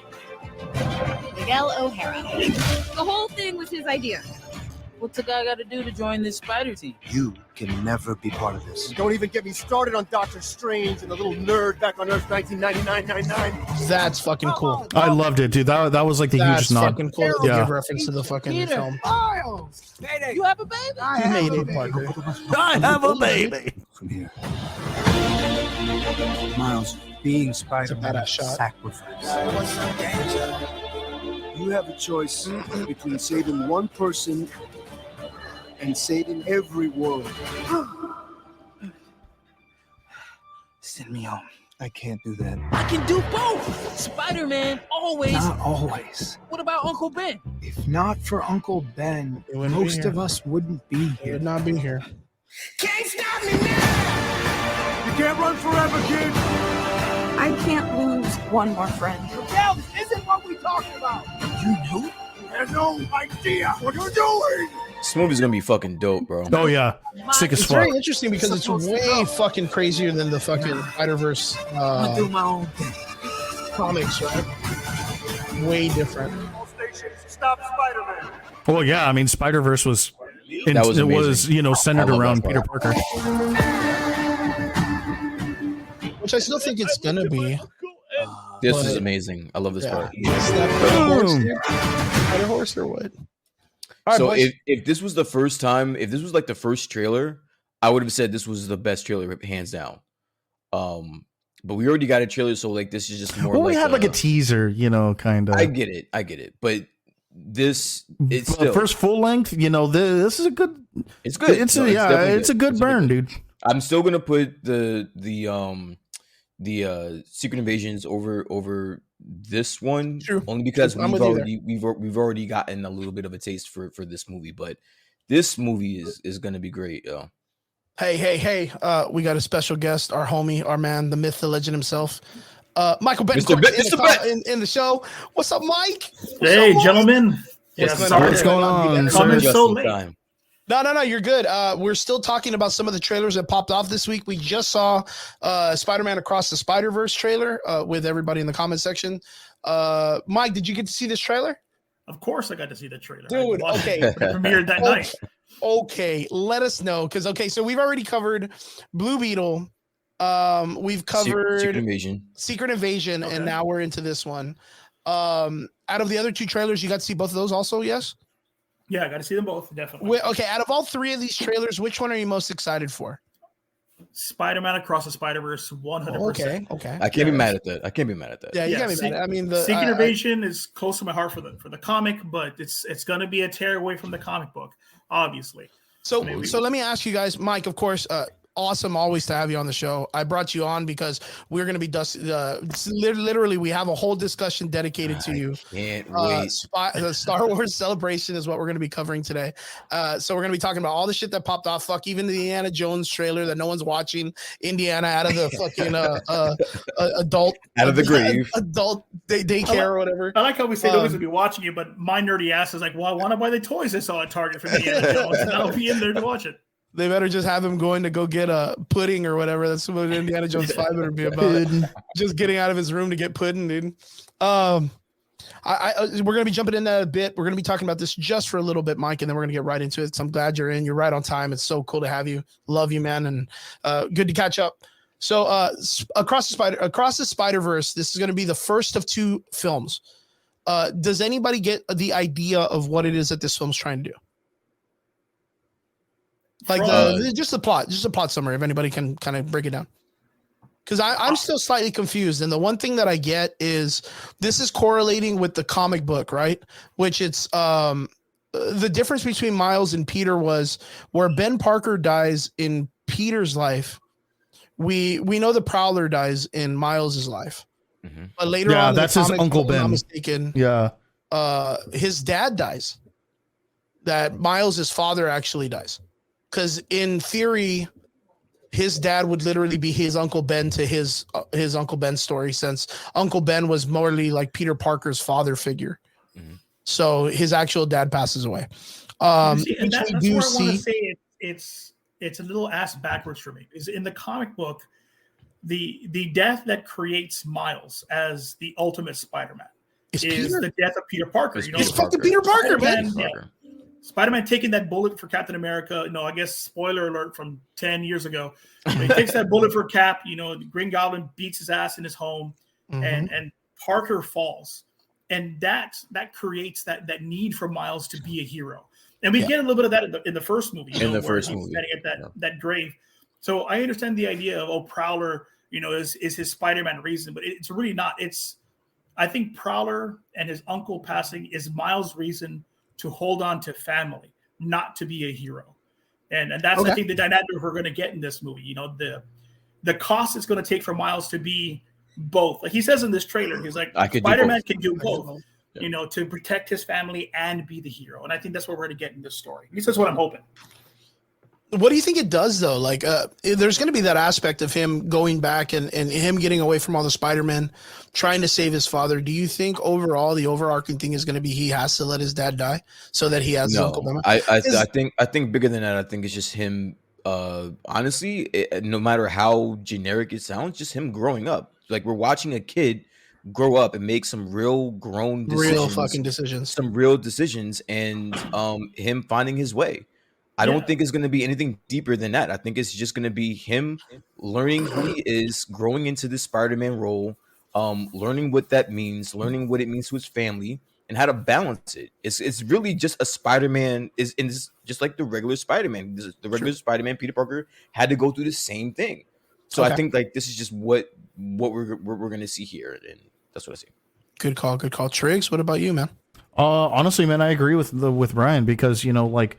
The Spider-Man, stories have always been coming of age stories and learning how to balance that hero life to your dual identity, like the real duality of like what it is to be a superhero, right?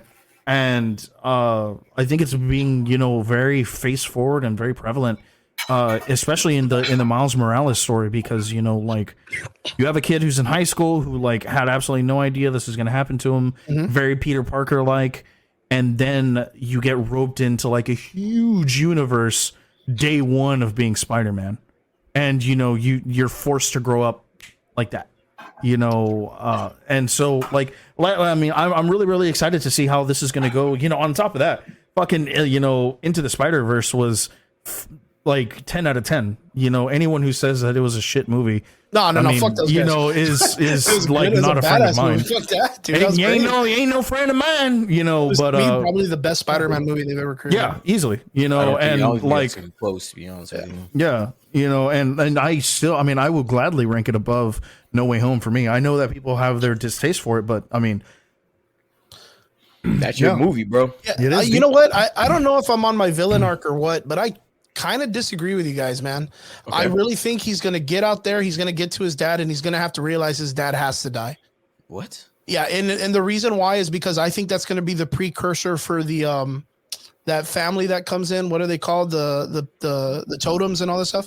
Because Miles Morales, if you break it down in the Spider-Man universe, the Morloons. Yeah, he's had one of the most tragic Spider-Man stories ever.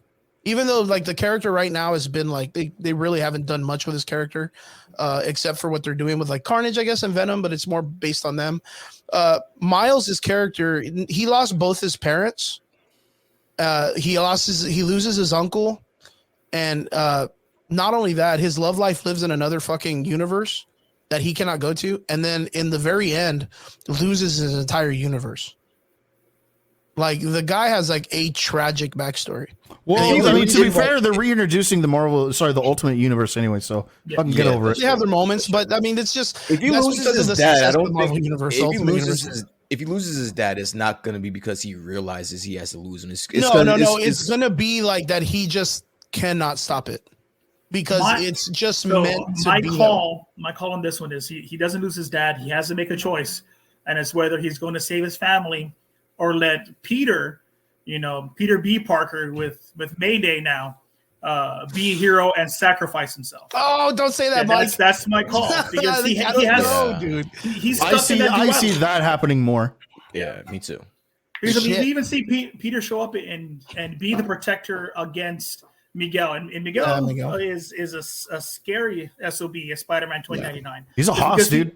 And because he's the only Spider-Man that isn't bitten by a radioactive spider. He's injected. He's genetic DNA. They've made him. So he's more aggressive. He's angrier. He's a straight up killer. If you've read those comics, that guy gives zero shit. Yeah, he's like Batman Beyond. Dude. He doesn't give a fuck. Yeah, so I think he's going to have to make that choice. Either he's going to save his father or help Peter fight something. And he has to let Peter be a hero, and Mayday will lose her father. So then Miles has to grow up and be maybe a mentor to Mayday and see where that goes. That's interesting. Let me ask you guys a question. We have a lot to get to, and I kind of want to get to Mike and his Star Wars shit. But I have a question. I don't want to hold this up. What's your guys' favorite Spider-Man suit? Oh shit, that's a Of good, all time. that's a good call. I'm not gonna lie, I've always been a fan of the Spider-Punk character. Okay, I like it. I just think that's such a badass fucking setup, and he's in the movie, so I'm excited as fuck. So I was gonna say damn suits. Shit. for he's got a lot, but honestly, off the top of my head, the 2099 is hands down to me. he's my a bad favorite, motherfucker. dude. That suit is fucking amazing, bro. When I'm playing Spider-Man on my PS4 or PS5 or whatever, that is a suit I'm always rocking, dude. Because I could not tell you one storyline with the 2099 Spider-Man, but that suit, I remember like passing the fucking racks in that fucking suit stood out to me. Like, that's a badass fucking suit, bro. Like how fucking to me, this guy like damn, that's a badass. Dude, and you know what was like so funny to me, especially like into the Spider-Verse comic books? That guy was a fucking dork. Yeah, dude. Everybody that guy was all a like fucking punk. dork, You have to bro. give him his ending panel in the comic is great. He goes back to his universe. There's all the police force that are all symbiotes, and he just jams out hard to cause a sonic blast to hurt all the symbiotes. Well, not only that, like I remember before that, that guy's a huge dillweed, bro. Like, Dude, he's when like, they have yeah, all the we're other just, superheroes I'm and just everyone, doing this, Dillweed. and everyone else is like, shut up. Yeah, shut up. He's a dork. And what's cool is like their entire universe is all based on like the punk scene in the UK, like the early like Rancid scene. So like there's a lot of comic books with him with like Captain Anarchy, which is their version of Captain America, which again, it's just a dude in a fucking Captain America costume. It looks like cosplay, dude. But very, very cool. Very cool. Mike? I'm super excited. Yeah, man. Favorite suit? honestly, there's a crap ton of suits that I love, but Yeah, I dude. remember that the first time I saw this suit, it was during the Clone Saga, and it just come out, and it was so simple but striking, and that has to be the Ben Reilly Scarlet Spider. Scarlet In with just fucking the cartoon sweater. graphic. Look at that suit, bro. Look at that suit. I'll shit. put that up Yeah, right now that's for intimidating Brian, as hell. dude. Look at that, bro. This guy That looks is like a fucking. This guy looks like you crazy, better not bro. steal that bread, man, or something. There's a panel in the Spider-Man That is 2099 crazy, against man. Venom 2099 comic, where they splash him against a black backdrop. So all you see is the red outlines to The show red he's outline. there. I And that's dare you to pretty. find me a better suit than that, bro. Look Dude, at that. honestly, the Ben Reilly one is probably my second favorite. The way it glows in the I back, would dude. like. I would have to say for me, and maybe it's just because I'm kind of an Iron Man fanboy, the original Iron Spider. Iron Spider. True. The original Iron red and Spider gold. debut in Civil War. Yeah, Civil War. Good shit. Yeah. Guys, what do you think? Is this a yay or nay? All yay. Oh Yeah, I think yay. it's unanimous. To the point, I want to buy the crappy toy at Walmart of Spider-Man 2099. For Yeah, all 11 dude. bucks of it. All right, so like we said, guys, Spider-Verse 2, amazing trailer, awesome fucking setup. Let's go ahead and look for. I didn't want to look for it. They're gonna make it tough when they finally do a live action Miles Morales, bro. We're going right for this crazy setup. I'm gonna take My a break. nostalgia card. Just fuck this movie, bro. Can you guys hear it? Yeah.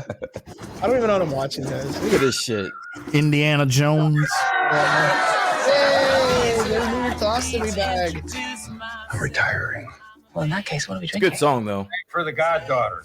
God. Oh, Rob is snoozing. I love it. Goddaughter. So we know who's taking over the franchise after this. They're gonna sell 2 tickets to this movie. So me and my wife. Honestly, that's just what it's gonna The 2 tickets. I will be there with the fucking collectible Gonna have popcorn. 2 tin and my reviews food. on Rotten He's Tomatoes. gonna have the collectible With popcorn the hat and the whip and everything. Just Everything I got. I'm not gonna fucking lie. I will be at this movie. Oh man. I'll end up dressing like his dad, dude. Like, not him. I don't want to dress like Indiana. I want to dress like his dad did. Sean Connery. Yeah, Yo, Sean it's been Connery. all Tweed hat. downhill. It's been all downhill since the last Crusade, bro. I'm sorry, Junior. man. True that. True that. Junior. Yeah, Robert in the comment section puts sleeping Snooze. faces. And this guy dude. Oh, and Rob loves Dude, every and movie, I bro. love He loves Rob, every dude, but he movie, yo. dick rides Rob so will hard fucking watch any sometimes. movie. He's dude. killing me on Loves this every one. movie, bro. A dial Mads that could Mikkelsen, change though. the course of history. Why are you chasing the thing that drove your father crazy? Don't move. We need to get out of here. Oh, they killed Nick. Harrison Ford with that one. Brian didn't even want to stay for it. He just fucking walked out of the trailer. Dude. He already knows how it's gonna end.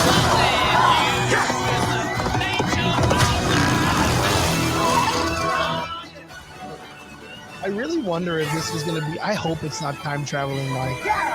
I really hope it's not really time People traveling. made mistakes. And with this, I will correct them all. You stole Time it. travel. Then you stole it. And then I stole it. It's called capitalism. This way. I hope they bring short round back. Fasten your seatbelt. There might be some I trouble. would like to see Short Round take over. You've taken your chances, made your mistakes. And now a final triumph. Give him hell, Indiana Jones! A few times. Junior. I've been tortured with voodoo. Been shot 9 times, including once by your father. Sorry. But I've been looking for this. I gotta ask this really quick. I'm not really a stickler about this. Surprisingly. There's a part of me that doesn't think it's actually a time traveling story.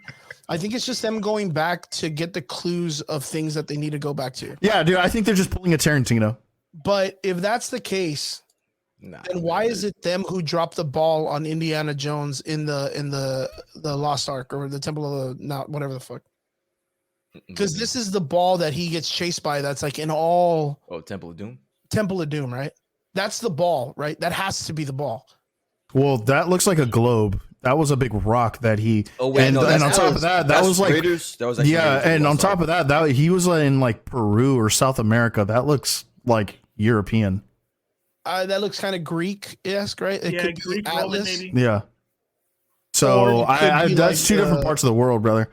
I don't know, man. I mean, Yo, they better do time travel, bro. when fucking They better do time travel. Stop. That would be honestly, that would be worth the admission, bro. Time. No, what are you Indiana talking Jones about? time travel. Can you How imagine fucking bugged out all would the that shit be, that bro? happened back in the day? Like the dude that he took his heart out or whatever.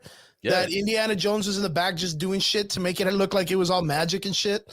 Like literally, can you imagine that one scene? They open the fucking Ark of the Covenant and the guy's face melts, and you just see old Indiana Jones holding a huge blowtorch, like just at his face. Like he never really was melted by the box; he was melted by old Indy. Like, come on. I would laugh my ass off, dude.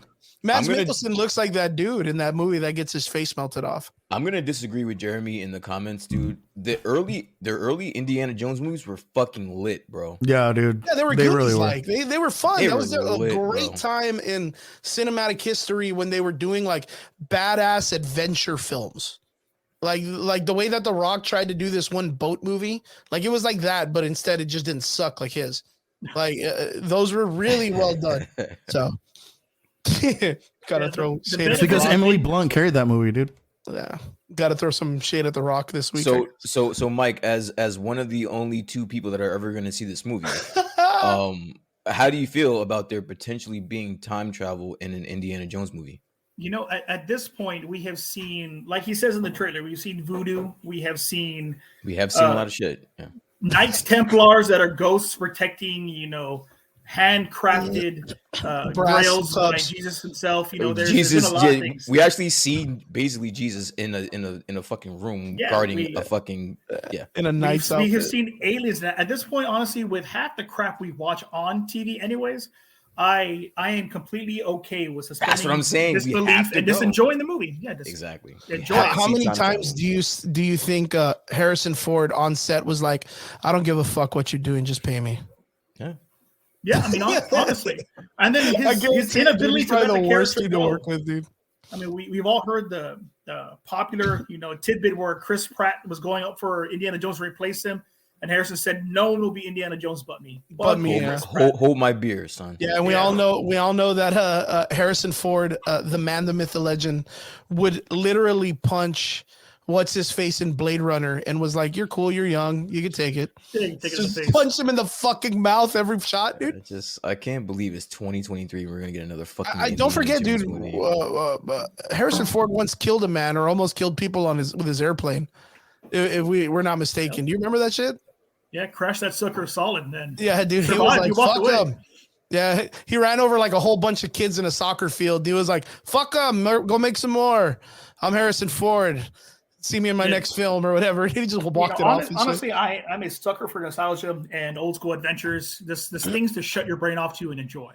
True. And that's where we're at. I mean, if people can get behind, I just finished watching 3 hours of death with John Wick tonight. Fuck yeah, dude! I just finished watching it myself. Yeah, and if you can get behind that many dead fucking bodies, and what my wife called a House of the Dead ammo drop movie, because that guy never ran out of fucking ammo. Just clips magically appeared everywhere. It's fucking John. It's Baba Yaga. What are you talking about, dude? It's Baba Yaga. If we can get behind that shit, why can't we get behind this old ass? It's Giordani Jovanovic. It's Baba Yaga, bro. You're not gonna. I'm sorry. Indiana Jones was dead. This was over so long ago, dude. Like this is I'm sorry, Mike. This is asking a lot of the viewers and the fans. That's a good way to put it. It's asking a lot of us, bro. I will give you asking a lot of the viewers, the general viewers, but for the fans of these old ass adventures that want one more go at it, I mean, we're gonna get what we want, and this is what people complain about Star Wars about, Mike. Like everyone's like, "Yo, leave that old shit in the back. We got to get the new ones out and all this stuff." And then here we are, just being like, "Yo, just give us a definitive end." I'd rather watch this movie. I'd rather watch this movie than anything that Star Wars might put out anytime. Oh, that's harsh. Like Indiana Jones, this kind of story, and this is what I talk about with the Star Wars thing, is like we just want a definitive end. We just want to see Indy on his bed, the nursing home, and just say that was a fun time or whatever. And then he just fucking croaks. I will agree with you on the definitive end, and it is a problem that I actually have with the current state of Marvel Comics. Yep, so true. Every damn summer we have this big fuck all. King and Black, every comic comes together and they just get shit on. I literally wrote into Marvel, it's like, can't we just give them one fucking summer off? Like, true. Can we get 2024? One series where like Peter goes on fucking vacation. Or Cap has a goddamn drink or something. Whatever happened to the X-Men at the beach cards, man? The beach fucking the beach edition card set they had, man. Wolverine using his hot dogs on his fucking claws, and whatever happened to those days, dude? Yeah, now it's like, I tell people all the time, man. If you're in the Marvel universe, like every fucking week is like a death-defying week. There's no way you're going to school. You're not going to work. You're not working at HEB or Stripes or Walmart. You're just staying at home in a bunker.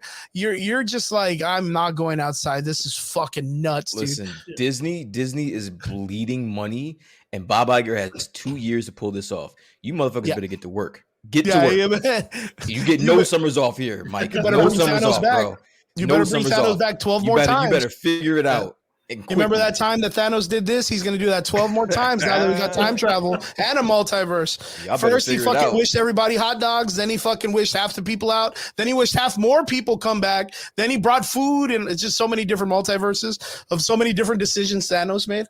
But guys, what do you think? Indiana Jones, we didn't even finish the Dial of Destiny. It's over. Yay or nay? Halfway, yay, kind of eh. I'm telling you, it's selling 2 tickets, and I'm fucking 2 tickets. Mike will be the one to let us know how it's going to be 4 tickets because Mike is going to see it twice, bro. He's going to see it twice. I will not. He's going to help pay the second month for Harrison Ford at his nursing home. All righty, boys, into the most popular part of the conversation this week. We had the most interesting drop. Something that happened that by far is probably the most interesting thing in the nerd community that happened in London, which is somewhere nerds do not travel to. They had Star Wars Celebration. Woo! What are we excited? Is this something to be excited about? From the trailers that dropped today, I'm going to say yes. Just because who we got to see in one of the trailers fucking blew my mind. True. I mean, we'll get into it. I want to hear how pissed you guys are. No, we're here. We're here. Get into it, bro. Are we gonna drop? We're gonna drop the trailer right now. We already know. You're talking about a famous blue man, right? I'm assuming. Oh yeah. So let's get to it. Let's check this shit. Okay, here we go, boys. We are gonna jump right into this. Not Indiana Jones, but we're gonna go right for the heart of it. Ahsoka Tano's trailer. Something's coming. Something dark. Mike. I don't know, Brian. How bad are we to get into it right now, Brian? How bad is it going to be tonight? It's going to be bad, man. It's going to be bad. It's because Brian's got that sauce in him right now. Mm-hmm. He's got the liquid courage, man. Yeah, dude. Yeah, man. So it's been ran. War. For others. She's already in Ghost 2. How the hell can you complain about that? Jesus.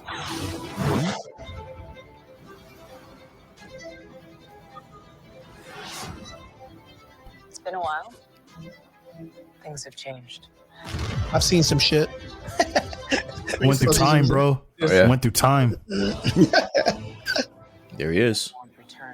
Damn. Damn. Like a punk, dude. As heir to the Empire. And you get to see the most mouth character in Star Wars come. We have to prepare for the worst. This is dope. The Jedi fell a long time ago. There aren't many left.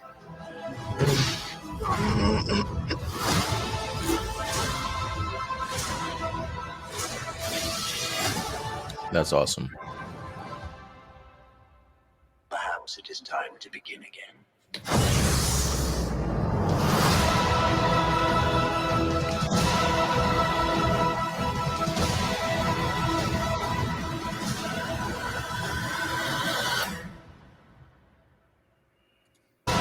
All right, boys, let's talk about it. Trash, 10 out of 10. No, I'm just kidding. I'm just kidding. All right. No, I want to hear Mike. Mike, what do you think? Mike, I gotta ask, man. So, as a fan of Clone Wars and Star Wars Rebels and everything that leads up to here, and the anticipation that got me really hyped with the current season of Mandalorian, and just kind of the things they're giving us there, I'm psyched to all shit for this. Am I a big fan of Rosario Dawson as Ahsoka Tano? Not really. I mean, she does a good job, but I mean, in my mind, Ahsoka is looser. I mean, she gets her shit rocked the entire animated series, but Rosario plays her real stiff, but that's just Rosario as an actress. Remember we were talking about that, right? Do you remember? That's what I was telling you, right, Brian? So yeah, there's something about it. What I'm excited for here is what the I'm not sure if it was this trailer or an extended one that I saw oddly enough on TikTok, but you get to see the Phantom crew, the Phoenix crew. Sorry, you get to see Hera, you get to see Chopper, which is the most foul-mouthed fucking droid in all of history. And you get to see Sabine, and you get to, understand that all those things that Filoni and Favreau have led us up to are starting to culminate into what they announced at their London Expo, the Star Wars Celebration. Yeah. So it's exciting. All this lore that I have in my head is starting to make sense. It's starting to piece together, and we get to see Thrawn, not him fully, but he exists and he's coming back. I like the throwback that they had that I can't remember the general's name, but she is the one that they fought in the first season of Mandalorian. Yeah, you're talking about. Oh, I know you're talking about. Bruce Lee's daughter. Yeah. So there's a lot of things that are coming back that are starting to make sense, and that's what I enjoy so much about Filoni as a script writer and a lore master. He doesn't fuck around with what he's given you before. He's going to go back and start piecing it together. So yeah, I mean, I think we've seen in the comments, Jeremy asked, why does it look so cringy? It's a sizzle reel. It's just them taking all the neat shit they already have and throwing it in your face. So it's going to look that way no matter what. But there's a lot of story here that's going to happen. That's going to be a big ass payoff for somebody like me who's been around waiting for this to fucking happen. No, true that. I'm in the same boat as you, Mike. This is like a deep cup to all the stuff that in history that Star Wars has been kind of sitting on that I've been complaining that they haven't been utilizing enough of. It's kind of coming to fruition, which I think the reason why the Mandalorian sucks so hard right now is because they're pushing it down to pick this up. And I was talking to Triggs about this, and you guys, I'm going to bounce this idea off you guys. I disagree about that, but go ahead. The idea for me is, I think the fan base behind Rebels and the Clone War is a lot bigger and a lot of a missing series, and a lot that Star Wars isn't hitting anymore. Where the fan base that you're catching now comes in and they're okay with it, but it doesn't stay as much as the Rebels and the Clone Wars people, because the franchise has so much history that it relies on, and so much depth that they come in and you get a flavor of the Grogu character, the Mando, all this stuff. And it's kind of like fly-by-night characters, but these characters have wilted the test of time. So if you can somewhat reinvigorate the flame of this series, you get all of that fan base back. There's a lot of people that were a part of that. Look at how much people came back to see Obi-Wan, to see it go down in flames and then leave it in fucking dismay. Like Ahsoka is probably one of the only other shows. And that was like a distinct time in like I would say like the generation under Triggs's years, were the people that were coming up in that series, which people aren't even a part of it. You know what I mean? Like the fan base for this series is huge, dude, huge. I think it's just a missed opportunity that they haven't made. Look at how it's crazy in the sense of like Mike being an older gentleman than us, and then our generation, me being excited, and then Triggs being excited on that part for this character of Thrawn that's been around for at least 18 years, and they're barely gonna kind of like put him in live action. Like that's nuts, dude. That's a lot of people waiting for something for them to cook it on. Triggs? I mean, you know, like me and Chris had spoken about this earlier, and he was kind of high, hitting on the test of time and stuff like that. But with this, like only time will tell. General Thrawn, was a non-canonical character who the fan base just praised left, right, and center. And, Dave Filoni and Jon Favreau listened, and, here they are. Here he is.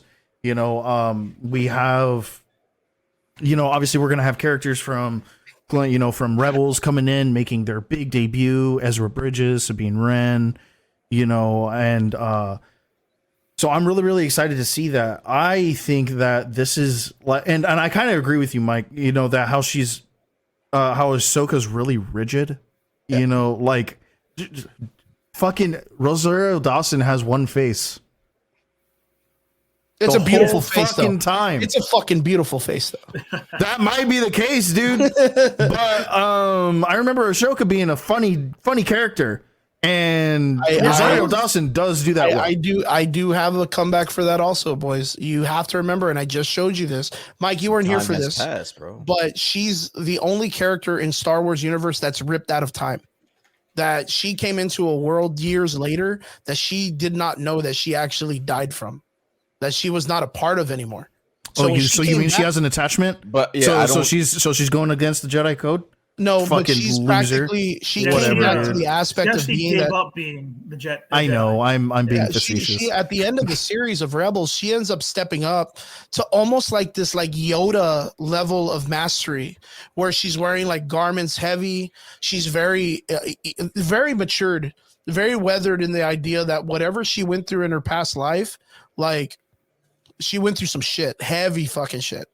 And then from there, it's the course of them going and searching for Ezra, her and Sabine Wren, which is what the show ends on. But you could tell that she's not that child anymore at the end of that series. Dude, do you know how long Thrawn has been around? Yeah. Oh, he's been around for a long time. I was telling you, like 18, 19 years, dude. He's been long because of the fucking books. Yeah, he's probably been like 28, 29 years.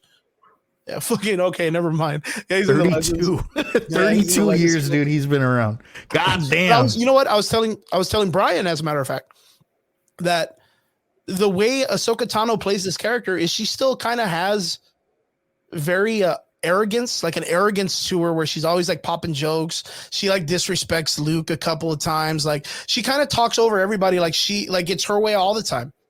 And she'll be like, someone will tell her something like the way it was with like Grogu in the Mandalorian, and she's like, and that's how her little ass almost got killed. That's all I'm saying. I mean, when she's speaking to Luke, she's the OG. I don't know if you guys know what I mean by saying like, no, that's absolutely correct. She's the OG. Luke Skywalker, and the opportunity and the aspect of it was not properly trained by a master through and through, like the way Ahsoka Tano was. And not only that, she was actually trained by Darth Maul for a bit, so she actually understands concepts and mentalities of the way of the Sith.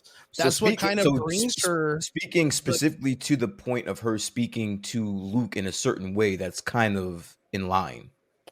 Well, yeah, but then she talks to that way to the Mando when she's talking about Grogu, and she's kind of like, I guess she's fucking. The you know what she's been through, bro. Like, the fuck? See, but that's I think that's my complaint with Rosario and the way she's portraying the character. She, Ahsoka as a character was a smartass when she started.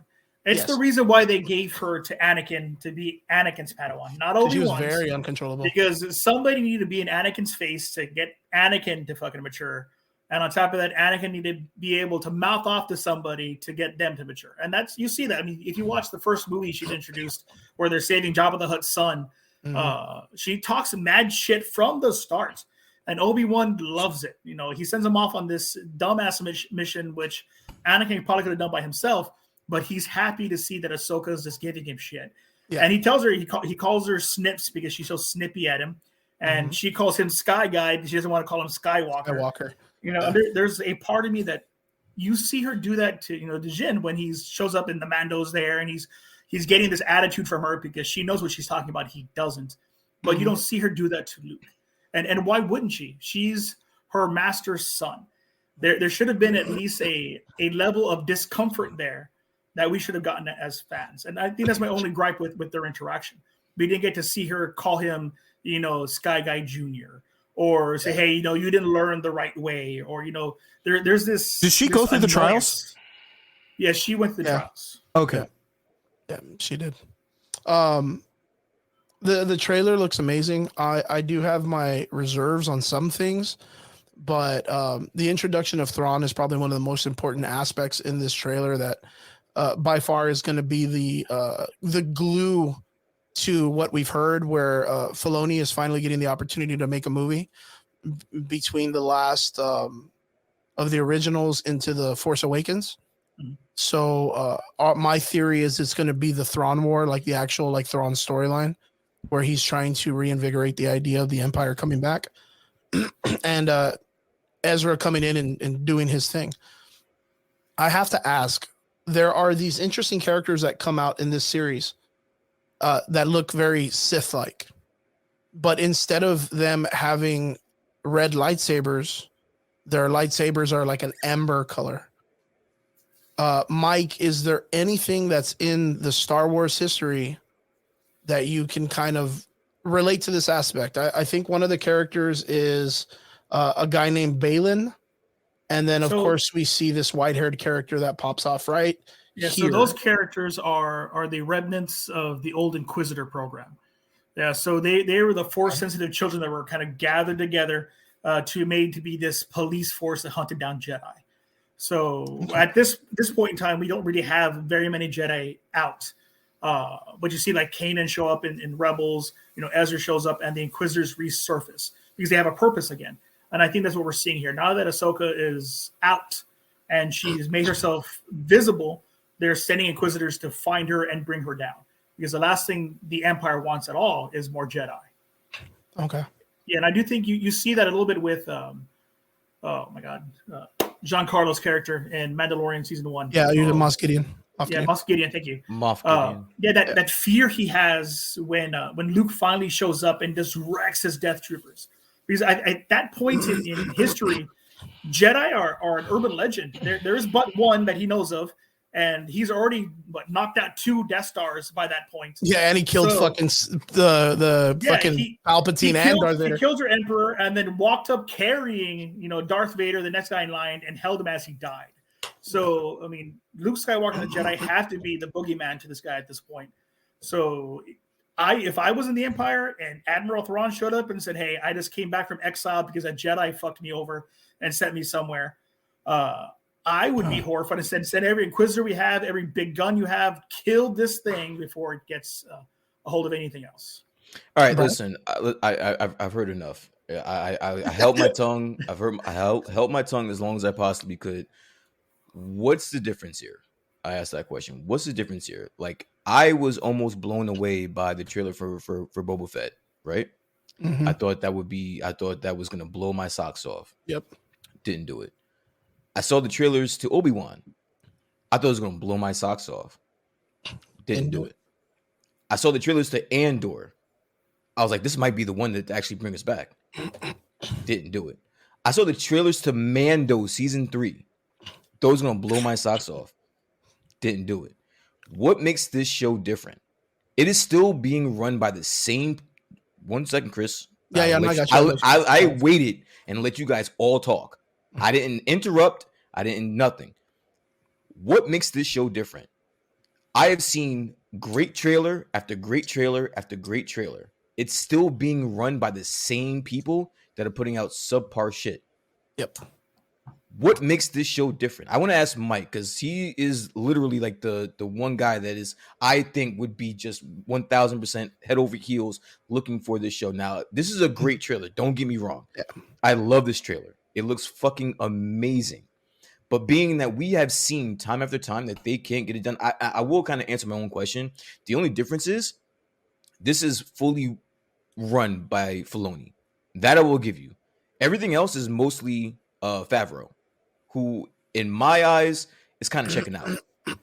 Whatever little behind the scenes shit him and Pascal or him and Kathleen Kennedy may have, I think that's what's showing on Mando season 3. I think that's was being portrayed and why it looks so bad.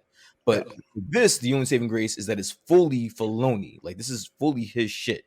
So tell me what makes this different from all the other things that we've seen in the past 2 years? Like, to answer your question with your own statements. Okay. That everything that goes into this series, everything that goes in your lore-wise, the canon of it all is all Filoni. Yep. No one else has made this universe.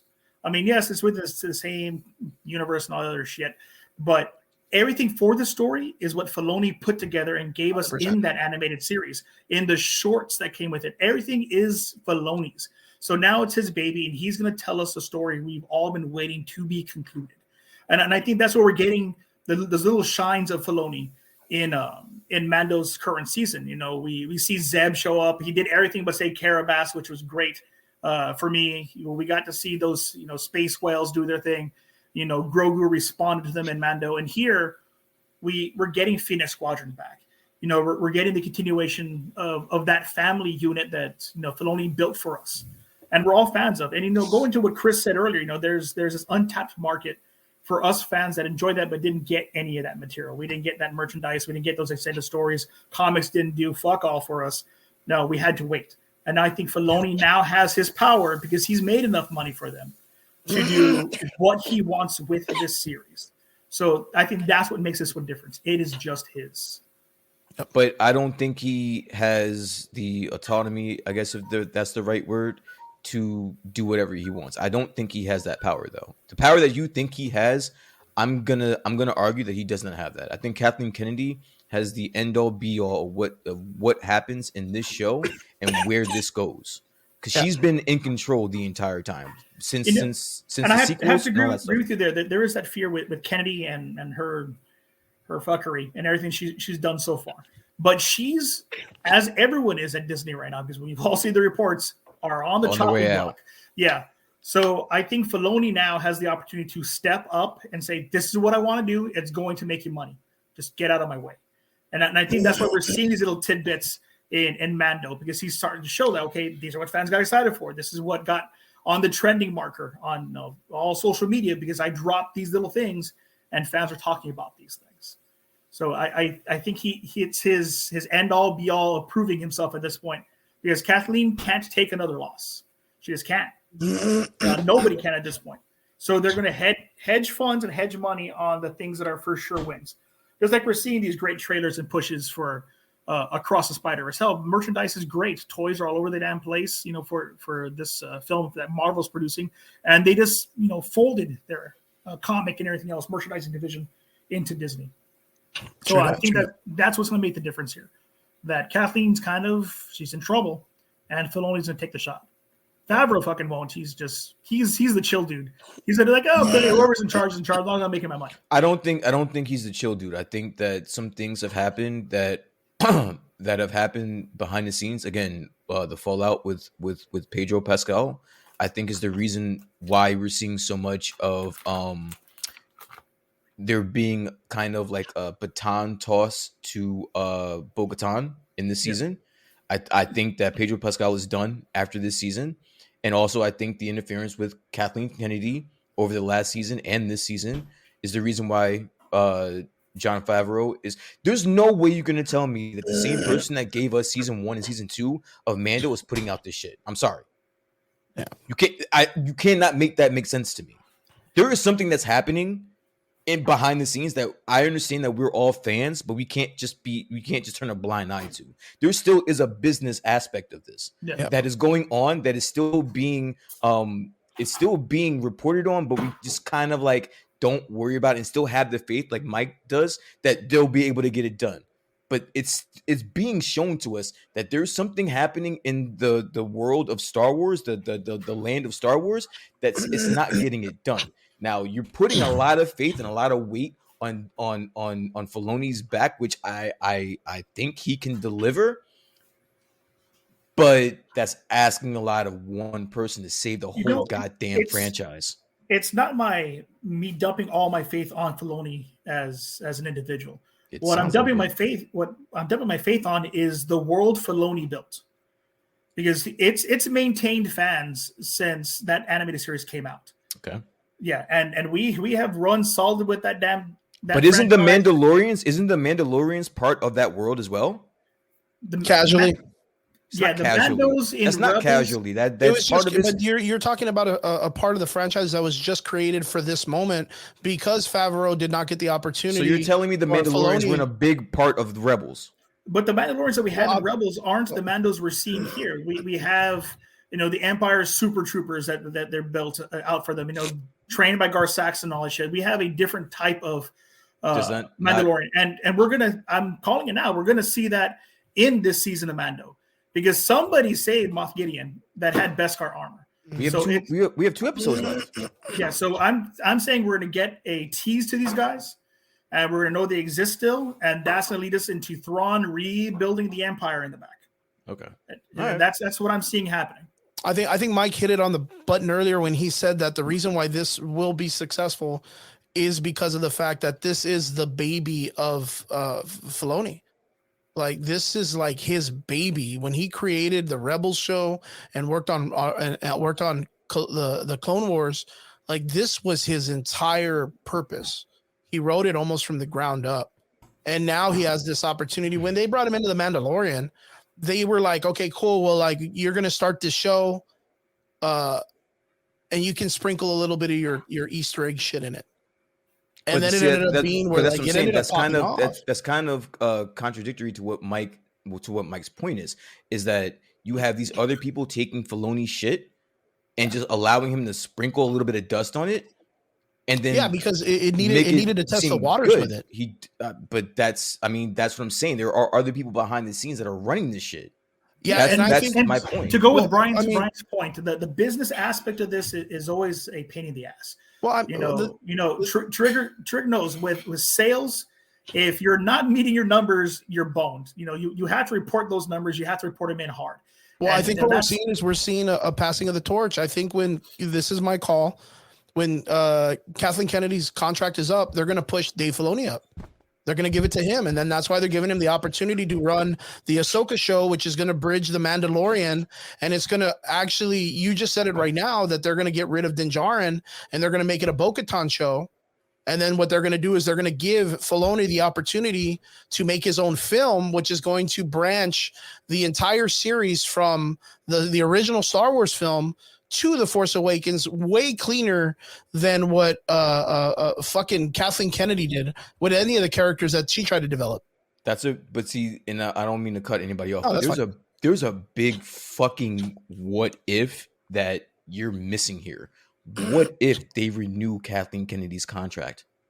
What if she has been sucking, Chris? Yeah, she has been blowing it since. Oh yeah. Sequels. Fuck yeah, she's trash, dude.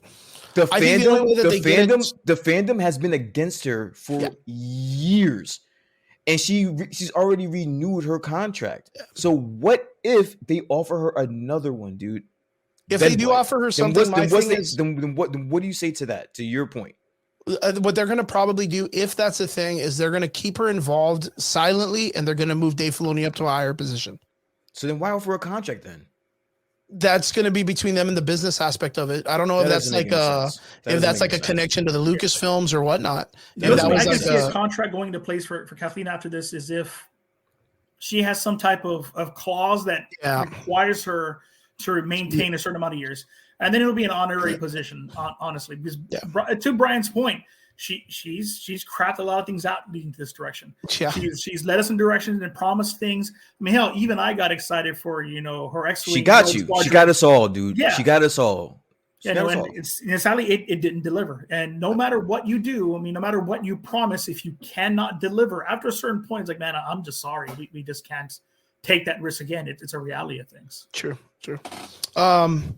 So what do you guys think? What else of the trailer really caught your eye or whatnot? To me, it was one of those things that when I saw the characters with the orange lightsaber, knowing that there's a precursor and an idea to a faction of dark wielding saber characters also, because what's really interesting about this trailer is me and Brian were casually chatting about this, right, Brian? Yeah. Yeah. You have these characters, of course, that are coming in with orange lightsabers. And you said, oh, yeah, those are Inquisitors that are sent out to hunt the Jedi. But if I'm not mistaken, we actually do get a regular Inquisitor. Yeah, they're right there. A regular Inquisitor with a red lightsaber. Yeah, but that doesn't look any. But that, to be completely fair, from that first image with Balin to that one, I don't know if it's like their weird color correction or anything like that, but it still looks the same shade. Even to go with that, this guy's lightsaber does not look like that. This guy's that's what I was talking about. Again, looks orange. That's an orange color lightsaber. Go back to the other one. It has the same hue. You look at that one, that's amber, and that's literally a color in lightsabers that they sell. And this one is red. That's an Inquisitor saber. That's literally an Inquisitor's double saber. That's an Inquisitor's double saber. Mike, what's your call on that, yo? At that point, it's a nitpick, but you know. Yeah, so there's two things. It's the nitpick thing is probably color correction. It's an early trailer. We're gonna get that fucking fixed. Okay. The second thing, if they went hard lore, a Sith user does not build their own. They have to corrupt the crystal. They have to corrupt a Jedi's lightsaber crystal to do it. Oh, I didn't know that. The differentiation in hues of color are literally the amount of force and evil and strength and willpower they dump into it to bastardize this weapon of good. To make it red. Bastardize. Yeah, no, it's true. It's true. They have to corrupt Palpatine. Yeah, if you read the current Darth Vader comic book, Palpatine has an entire issue where he explains that you're going to bastardize this thing. You're going to take it and ruin this thing. And Vader goes and he ruins that lightsaber and makes it that blood red that we're all afraid of. And we connect to the dark side of the Force. So if we're looking for a canon reason, that's what's like the reason. They're just not as evil as they really should be to be doing that job. Okay, so this is the thing that I was going to get to, and this is what me and Trigger were talking about. What if this guy? That's a pretty flame looking color compared to the other one that's more in like a pinkish tonish red. And we know that that's an Inquisitor's lightsaber that the other guy has. This is not an Inquisitor saber. This is a regular fucking lightsaber. What if this guy, who happens to go by the name of Balin, who is Admiral Balin, and we do understand that he is in the back door of the Star Wars universe, which is the universe that Ezra pulled Ahsoka Tano out of, which means he is understandable to the Jedi lore. Like, he has to understand that to be there. What if this is the first remnants of the Knights of Ren that we're watching? And these guys, since they lack of the knowledge of the Sith, cannot corrupt the saber correctly. And what if they're pulling from, I'm just going to throw some shit in the dark. What if they're trying to corrupt the, what were those Jedi council members that had yellow lightsabers back in the day? Sentinels. Sentinels. What if they're Sentinel lightsabers that they're trying to turn red and they turn orange instead? Well, I mean, there's precedence. So the main Inquisitor was a Sentinel himself before he became an Inquisitor. That weird fat-headed guy we see in Obi-Wan and all that. Because my biggest thing is like, okay, cool. Like we're right between. It can't be that long because Ben Solo is not a weird motherfucker who can age slowly or whatever. He's a normal dude.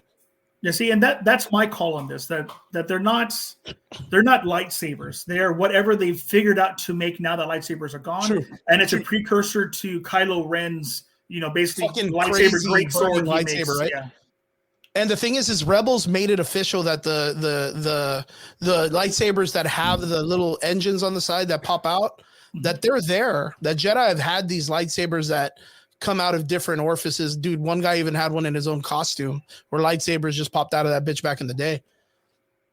But the idea is like, where did the Knights of Ren originate from in that time period of at least 18 years? Like, you know what I mean? Like, that's a small gap of time. Well, it originally started with a guy named Ren who had people who followed him, and he called them the Knights, and he called them no. It was a guy. It was I mean, it's in the comic books. Yeah, you know, okay. like it is documented. There was a guy named Ren, R-E-N, who covered his face, who had a lightsaber, and he had his own followers, and he called them the Knights of Ren. Yeah, and then they made a Ben Solo Yeah, well, Ben Solo found like remnants of his mask, and like took his kyber crystal and like modeled his lightsaber after that kyber crystal. And since it's so unstable, yeah, I don't know. Mike, do you know any of that stuff or no? Yeah, and that's why we have Kylo Ren. Yeah, you know, Yes. because he could have named himself a Darth. He could have. I mean, he had, no one really else taking that spot. He could have made himself the Sith apprentice, at least given himself that title. He did. He became Kylo Ren to run the Knights of Ren. So there's a bunch of precedent. What Trigger is saying is true. I do think that this is a precursor to that type of lightsaber, and I bet you we're going to start seeing this kind of stuff in the Jedi Survivor video game that'll be coming out. and that's canonized, right? Like that's canonized. Yeah, that's what I was thinking. Yeah, if I remember correctly, yeah, they canonized Survivor and Fallen Order. So like you have a small little group of Padawans who are just like, what do we do now? Yeah. Let me ask you a question: Is Kylo Ren dead? He's fucking in this timeline when this movie comes out, he's not born yet. I don't believe. Yeah, no, I don't think. Yeah, I'm just talking about like he is. He's like 3. I'm talking about in canon right now. Do you guys think that he's once again back? It's either lore and nitpicking shit. It's the same problem we had with Darth Vader and Anakin Skywalker. When they die, they become attached to the Force, their energy, they live on. That's why we get to see Anakin show up at the end of Return of the Jedi, all that happy shit. But at the same time, the evil still exists. It's about balance. So both things stay. So Ben Solo, his body is gone. He's dead. He's gone. He's dead. Yeah, but Ben Solo is still part of the Force, so we can see a Force go. Same way Han Solo showed up, in the last film and all that. But that still begs the question: can Kylo Ren and that evil that existed return? Come back. Yeah. So I mean, I don't know. And what's your call? What's your call on this? Because I think he's Kylo coming back. Ren. Yeah, I think Kylo Ren, the evil is still there. The same way, we still hear Darth Vader show up. We have aspects of the Force on both sides that are massively powerful. Palpatine still fucking has influence, and that dude's been dead. How many 9,000 times does he come back, bro? No shit. Yeah. Yeah, so and you know what, we were talking about that earlier because we were theorizing some stuff in the way this show goes, because they have to kind of like the woman out of time, very Captain America-esque story, the character standing in that area where you see all the pathways in the back. Even in the name of the title, you could see that it's giving reference to the back door of the Star Wars universe. In fact, knowing that, this is a question I want to ask you guys. Why is this giving me the Darth Vader Rebels tunnel scene? I thought the exact same thing. Like in history, like even with the Force choke and everything. In history, this dude cloaked and everything shit was lit. Is walking through the fucking hallway, pulling a Darth Vader in the corridor of Rebels. Is there a possibility? Because a lightsaber in a hallway always gets it fucking done, Chris. No shit. Yeah, it gets it done. The way to do things in the Star Wars universe. Let's be honest, guys. A solid enough mop handle will get shit done in a hallway. Much like it'll get it done, bro. Just a black saber swinging it back and forth. The dark saber, you can clear everything. But why is this almost indicative of the idea that there is going to be time travel? And this is like this dude going around doing crazy shit. Ezra's coming back, and yeah, it exists. Watched Rebels, that he is so connected to the living Force. He could do that with riding those wolves that travel between basically fucking dimensions and time periods. He touches that already. And either he's going to be, and this is out my ass, but either he's going to bring somebody back from the old Republic or some shit, right? Okay, guy, or he's going to be the reason we get a resurrected Kylo Ren or Ben Solo for the new fucking movies. Yeah, go. No, straight hood, guys. Like, I think this is how we get Palpatine back. They're going to go back in time and rip Palpatine out of time, and then he's going to continue to try to figure out ways to stay immortal. And then it'll be a young Palpatine, and it'll be Sam Witwer voicing him. Do you see what I'm talking about? Like, there, because man. you know, the heart trigger. Fuck you. And Yeah. I would 100% that Palpatine comes back. Oh man, yeah. I knew Mike you would get it. Why? I knew Why you would does he get it, need Mike. Why would he come back though? Why? Because he's in the Force Awakens. He's in those movies. He comes back in those I mean, movies. It's I like understand. Titanic. I understand, but, Like, but we know why? it's in sync. But why would that need to be the way that he comes back though? Does like because the only legitimate ways that he knows to come back is through cloning, and it's still like a really fuckfest of a way to do things. I think for Palpatine to come back that way is because he requires a conduit. He needs to connect to something here. I mean, he's a fucking ghost, and that's the way. I mean, through the comics, and I'm glad that Filoni pulls so much from the expanding universe that we see. You know, that's how everybody's favorite fucking Jedi Sith at the same time. Oh my god, they want Keanu Reeves. Darth Revan. Yeah, Darth Revan. That's how he comes back. He literally balls out, wills himself to fucking exist again. And I think that's what's happening here. Yeah, dude. Like in the video game, no shit. He's just like, yeah, I'm gonna be here now, and then I'm just gonna be. Yeah, and I think that's what Palpatine requires. That's the cheapest way to do it. But yeah, my only thing about that is that between the Bad Batch and even Mando, the theme is cloning. So why would they not ride that wave as to why that is the way that Palpatine comes back? Because that's the way they bring back his body. But the darkness that is Palpatine, the power that comes with the dark side of the Force. Metachlorians, brother. I think that's what's trying to connect. It's the whole concept is like, is the clone the original? Is there a soul? Is Boba Fett a real person, or is he just Jango's fucking copy? Yeah. You know, there's a lot of that kind of crap that goes on through the expanded universe. You know, especially when we see like they cloned Luke Skywalker at one point. You know, is that fucking Luke, or is that Palpatine kind of doing? You know, there's a lot of that questioning. I think we're gonna start seeing that play because Filoni likes to fucking do that to us. You know, oh yeah, they threw those comics out, so I stopped worrying about them. Then shit, he gives me that crap again. Like, great, I gotta find it at you. Yeah. I mean, in the aspect of it too, if you remember in the old school books, like when they cloned Luke, they cloned him so many times, and it was just so silly by the end of it. Yeah. So like, what do you do? Like, you're gonna read that and be like, no, we can't go that. That's fucking dumb. But you know what I mean? You can't. And then in the end of the fucking trilogy, at the end, you're like, yeah, Palpatine cloned himself like 1,000,000 fucking times. So you may stop this one, but you're gonna have 1,000,000 more that Rey's gonna have to sacrifice and fall in love with another dude to beat him. Like, you know what I mean? Like, you only knew about his return if you subscribed to Fortnite and you heard the special fucking announcement and all that other bullshit. Yeah. I was like, God damn, dude. Like, you can't. So like, but the idea of them. I wanted to show you guys this because I want to know what these fucking two dudes are doing in the back. They're just kicking and watching these fucking people. Dude, and there's like another 3 on the other side. Yeah, dude, like they're doing exactly what we would be doing in that situation, just sitting there watching, just chilling and being like, "What the bro?" fuck? I bet they're calling people. Chris, are you watching this? As a fight trainer, Chris, you're not gonna fucking tell me that if we are at, let's say, Whataburger. And some asshole started going world star. I'd be fucking world starring that shit, like doing selfies and stuff. But the guy on the top, dude, up here, like hands down, like the guy down here on the bottom, they look just so unamused. They look sort of like lightsaber shit happens. Dude, I bet if that planet is so war torn, this is just another fucking. I bet that's like another like 2 p.m. for them. It's going to be the M. Bison line. So it's going to be like, oh, for you it was world changing, but for me it was just a Tuesday. Yeah. So what I wanted to show you guys before we go off of the subject soon is if you look in the back, that is the same background as the back door. So in some way they are in some chasm, some temple, some old Jedi place, and there's equipment. So you know there's work being done there.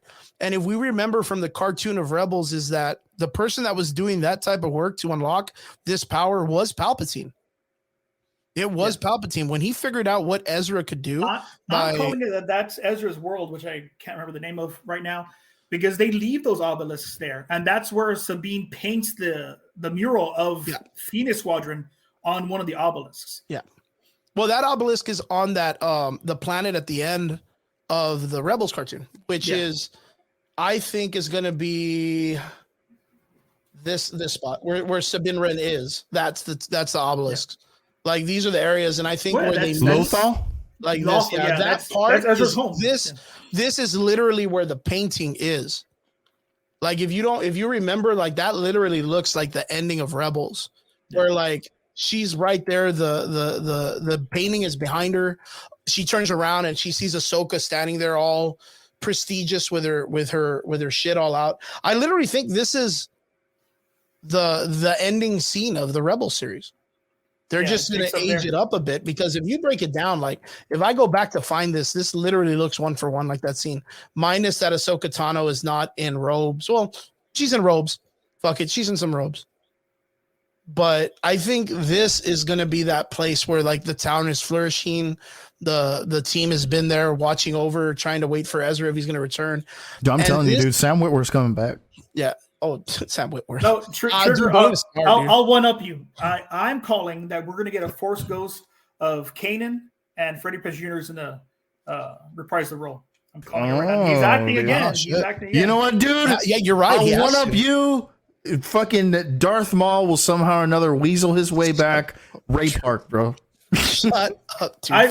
I'll be happy with Ray Park only if Sam Witwer voices fucking Ray Park. Yes. I've heard Ray Park. Yes. Yeah, fuck Ray Park's not that guy. I'm gonna actually disagree with some like a comment you guys made earlier. I think Rosario Dawson is gonna do a phenomenal job. I think we're not saying that she doesn't do a phenomenal job. We're it's just gripes that we have. That's not what I understand your gripes.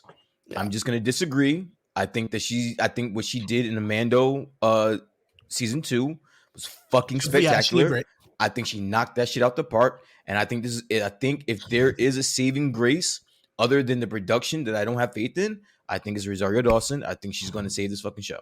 No, I think some love to what Brian's saying. Like I nitpick Rosario just because I watched all the animated series, and what Ahsoka Tano was to me is not what I saw, or is not what I wanted. And that's the same bitch moment that every Star Wars fan, every toxic fan has. You know, it wasn't what I wanted. Yeah. So I can let it. I mean, we get that. I mean, we get that in the MCU all the time. So I mean, like, it's gonna happen, you know. And I mean, it's better to be like low key toxic instead of like messaging Rosario Dawson and making her get off social media or some shit.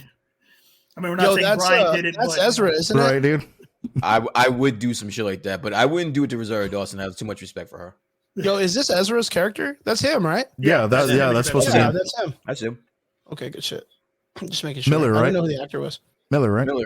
Yeah, Ezra Miller. Yeah, it's Ezra Miller. Yeah. Yeah. This is where he picked up the kids. He's gonna force choke some old lady right into the snow, dude. That's what he's good with, dude. You have a mic in front, or you have a mic that can pick that up, Mike. We hear it. This is 100% him before Hawaii, dude. That's him after Hawaii, bro. That's him post Hawaii, you know, when he's got that. That was awesome. When she shattered the glass and jumped to that shit, that was fucking amazing. Yeah, dude. Really exciting stuff, where's man. The I think this is probably Chopper. I know Chopper's in this damn trailer. Oh, he is. Yeah, he's up here. Yeah, foul-mouthed ass droid. I cannot wait for him. That guy's just all attitude and shit. Ghost 2. I'm so excited to see this fucking shit. There's Chopper right there. There you go. Look at that. Yeah, he's right there. Yeah, they're right there in the the fucking Star Blaster. The fucking. I'm so excited to see the fucking ship in real life. Am I dumb? Like, I don't know. The fucking Rebels ship. I'm so excited to see the fucking cockpit in real life. This one, because remember the fucking son was left. Hers and her and Kanan's son. Oh, dude, and the kid's gonna be there. Mm-hmm. The kid has to be grown up, right? Man, I mean, at least aged up for sure. Yeah, at least aged up. At least. I don't know how Twi'lek's age. It can be kind of weird since he's half Twi'lek. But yeah, dude, I'm so excited to see this guy. He's always such a phenomenal actor. The guy that plays Volstagg, and he was in the fucking Punisher movie. When he did the Punisher, holy shit, dude, I love that movie. Yeah, actually, he carried that movie. He made Jigsaw as a villain kind of scary. Yeah, dude, he it's so good. But yeah, his character's name's Baylan, Admiral Baylan. I kind of feel like he's gonna be the dude that was brought up by Thrawn, and he's gonna be brought up by you know, maybe his whole purpose is to bring Thrawn back. But he's already been there, right? Dude, didn't you see him in The Other Guys? No, I didn't see him in The Other Guys. Yeah. He was like, there's only 3 things that I enjoy in this world. Kylie Minogue, the dimples right above a woman's back. Yeah. Guys, we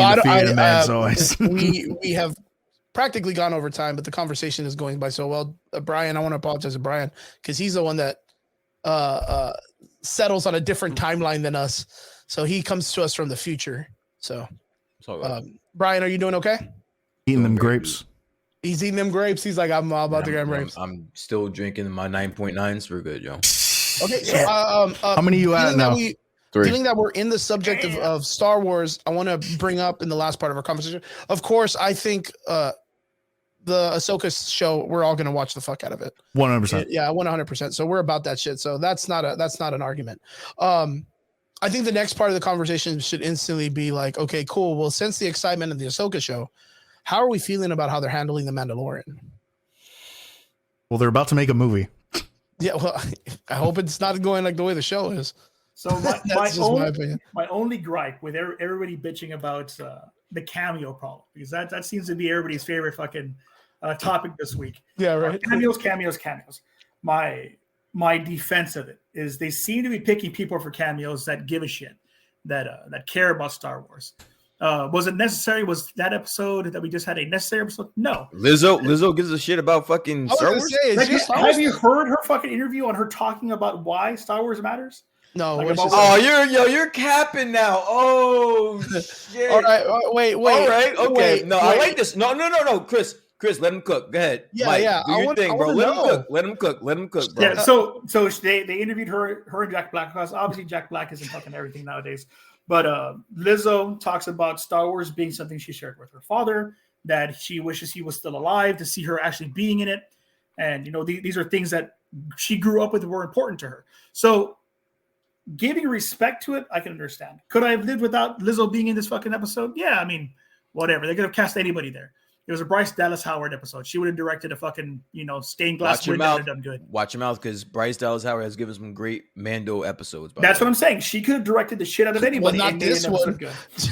Not this fucking episode. Can't make a Jurassic Park movie to save her life, though. Yeah, dude. Goddamn, man. But this was Bryce Dallas Howard doing what she does best. She gave us an episode where we saw the larger picture of this universe. We saw people, living their lives, being reacclimated from being part of the Empire. We saw droids apparently having, hearts, and me forgetting completely that droids can become sentient. We were reintroduced to these ideas because these droids were just dumped there. But yeah, everybody griping and bitching about that, and the fact that we're focusing on other Mandalorians in a show called fucking Mandalorian. It's not called Din Djarin. It's not called this one dude in Silver Beskar. Mike, don't start. It's called the Mandalorian because that's what everyone calls him. But they're all Mandalorians. We talked about this last week. No, yeah. let him finish. I'm gonna let you cook, Mike. I'm gonna let you cook. Yeah. No, I understand that I'm gonna be on the uphill battle on this one. So I really do. I do want to hear. No, but I just like the fact that this is a chosen path you're doing. Like, this is forced. You're forcing this path. Yeah, you're on that moped right uphill, man. Yeah, mind you, I thought about it because I watched the fucking episode and I was like, man, I'm gonna get on the Average Boys, even if it's in chat, and I'm gonna have to fucking defend this fucking episode. I gotta defend this shit. Yeah, I'm in the Discord, guys. I knew I've been silent all fucking week. Like, damn, like how the hell? And honestly, dying, man. It's the truth. Like, I knew I was gonna fight this fucking uphill, 100%. But it's a show about a group of people that are Mandalorian. We got fucking, and I hope everybody's seen it because I'm gonna fuck some shit up right now. If you haven't. Yeah. Spoilers. Yeah, I've seen it. Jin they haven't seen it. Jin's finally dumped, guys. Yeah, Jin's finally dumped that damn Darksaber that he didn't want to fucking have to begin with. I'm so mad at that, Mike. I'm so sorry, bro. I'm so disappointed in the show for that, man. And it was taken with, and though a technicality, a 100% valid fucking reason. That damn thing had him down, dead to rights, was draining his blood. There was no way out of that if Bo-Katan hadn't come and saved his ass. There's none. I mean, Grogu wasn't going to be able to fucking do it. He was having trouble with the dragon chicken thing or whatever the fuck that thing was. There's a level of, like, I don't know. Yeah, I know I'm gonna have to fight this fucking thing, so I'm gonna have to hear what you guys have to say so I can prepare fucking statements at this point. I just want you to finish, man. Finish. Yeah, I will close it there. I mean, we know that I'm gonna give love to the show. I'm gonna let things happen. They're gonna happen. I was happy to see Christopher fucking Lloyd, but yeah, hey, you know what? True. As a matter of fact, like, I was really, really happy for Christopher Lloyd. Also, he took that little dart to the chest in his rebellion. That I had writing wise, I mean, the fucking guy's last name was Hellgates. And there's one major gripe you had with that writing. The guy's last name was Hellgates. And no one was like, okay, well, maybe we should put the guy named Hellgate in front of all the fucking killer soldier drones. He had a villainous name. You can't fuck around with it, dude. Like he was waiting to do some evil. That's why, like, I always kind of want someone to travel, like, time travel from our timeline to like there and be like, you don't think that guy's a bad guy? What? You mean the guy with the red eyes? Kind of knew the entire time this guy was full of shit, right? I'd have been like, okay, you know what? We're gonna finish this, and then I'm gonna give you my notes afterwards because you all are stupid. You know what? I thought it was really funny at the end of the show, and I was like, so all this time the robots are drunk? Like they're just drunk all the time? Like they're just, dude, nanites, dog. Kicking it in that bar, dude. Like if they're just slurping, dude, and I'm just like, this is fucking. These are the robots. I think that's where it turned. I think that's where it turned left for me. Was the bar scene? I think that's when I was like, you were just like, shit. I'm done. I was like, oh shit, and it just went downhill. But before, because I'm assuming the people that are listening and watching, they know where me and Chris are. Triggs, you're kind of like an anomaly. We don't know what's going on with you in this episode. Where are you at with this show? With this episode, dude, you liked it. You liked it, didn't you? Tell me. Mike, he did. Mike, you and I are in the same boat. Dude. Yes. I fuck with Mike heavy, dude. Yes. Because like every time you guys are spouting your shit, I'm just like, it's called the Mandalorian. All right, it's a culture. It's not like Din Djarin. It's not the kid who was saved by Mandalorians. It's the Mandalorian. They're gonna involve more. And then on top of that, since the like natural progression of the show, what are we getting? We're finally, and I said this last week. All right, you know, like let me get off my little sauce talk, but like, what are we getting now in this season? We're getting the final unification and possible reclamation of Mandalore, which is what, you know, they had been fighting for thousands of years. You know, I was sorry for not thousands of years. Sorry, for like 3 decades or something like that. Yeah, roughly. I think it's like 20 something years. Yeah, it's like 20 something years. Yeah. So like, I mean, let's highball it 3 decades. Let's lowball it 2. Right. Yeah. So I mean, either way, you know, you have Bo-Katan, who's, you know, rightful heir, sees a mythosaur, now has the Darksaber, and is now trying to unify the Mandalorians under 2 different banners and trying to bring them together to find a true common ground and go back to Mandalore. I mean, you know, like what more could a Star Wars fan ask for? And let's look at it storytelling wise. I mean, and I always go back to Dungeons and Dragons, guys. So I'm sorry about that, but as a storyteller, you know, what happened in this episode was necessary for the planet to be reclaimed. They need someone to acknowledge that planet is part of the New Republic. They need someone to say, okay, we'll trade with you. We'll send you droids to help rebuild.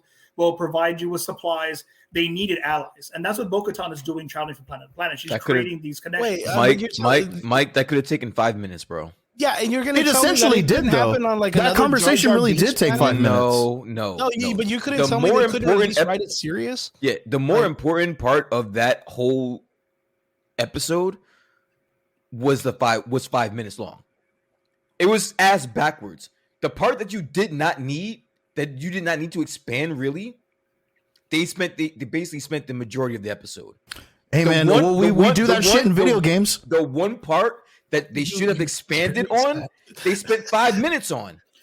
So I'm gonna hit you with the similar question, Brian. How would you have expanded that fight?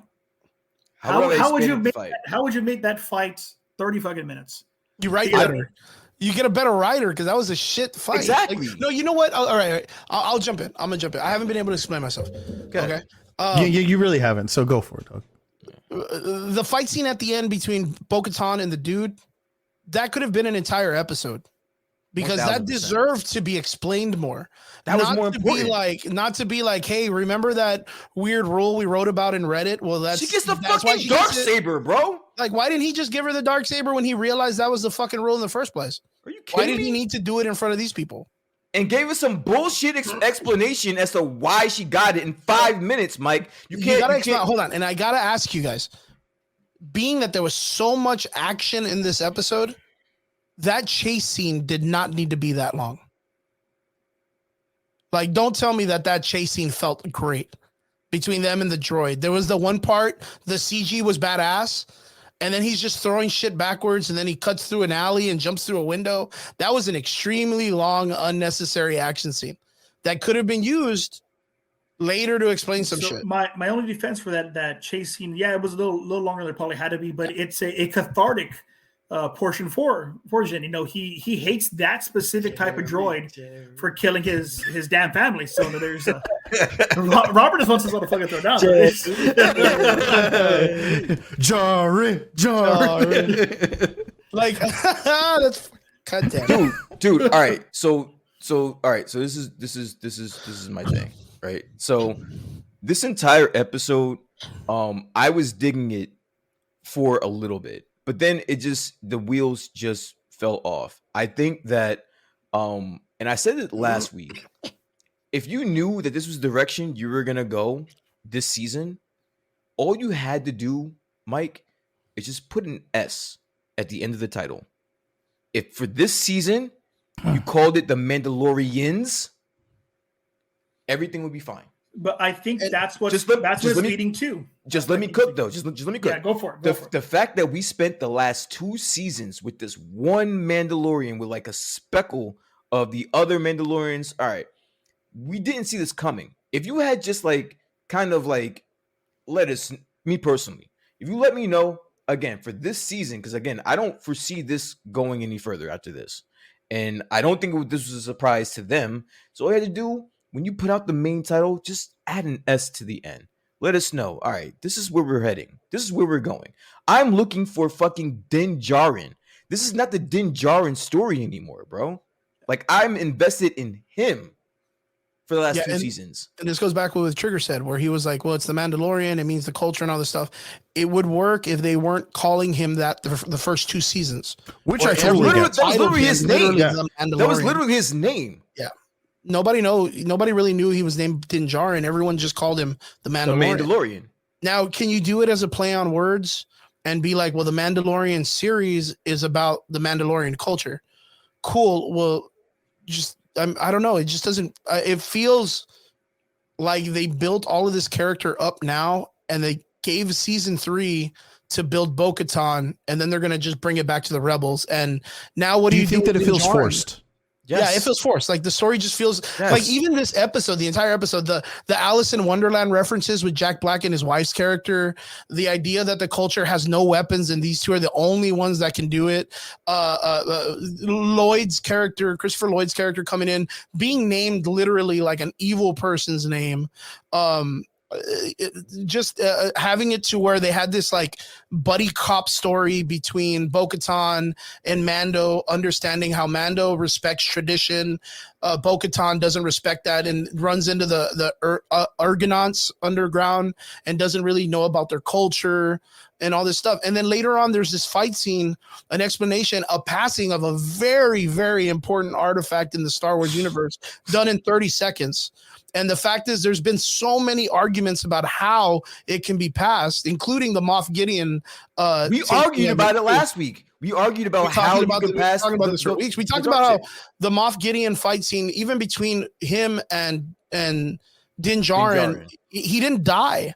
The idea of it is you have to die in combat to pass it over. It started becoming very convoluted during the Rebels cartoon, because it was stolen. Darth Maul killed the Mandalorian guy and took it from him. Mike, so literally Darth Maul was the guy. But we argued about that just for ironically the very next fucking episode to flip it. So then the flip it on some bullshit.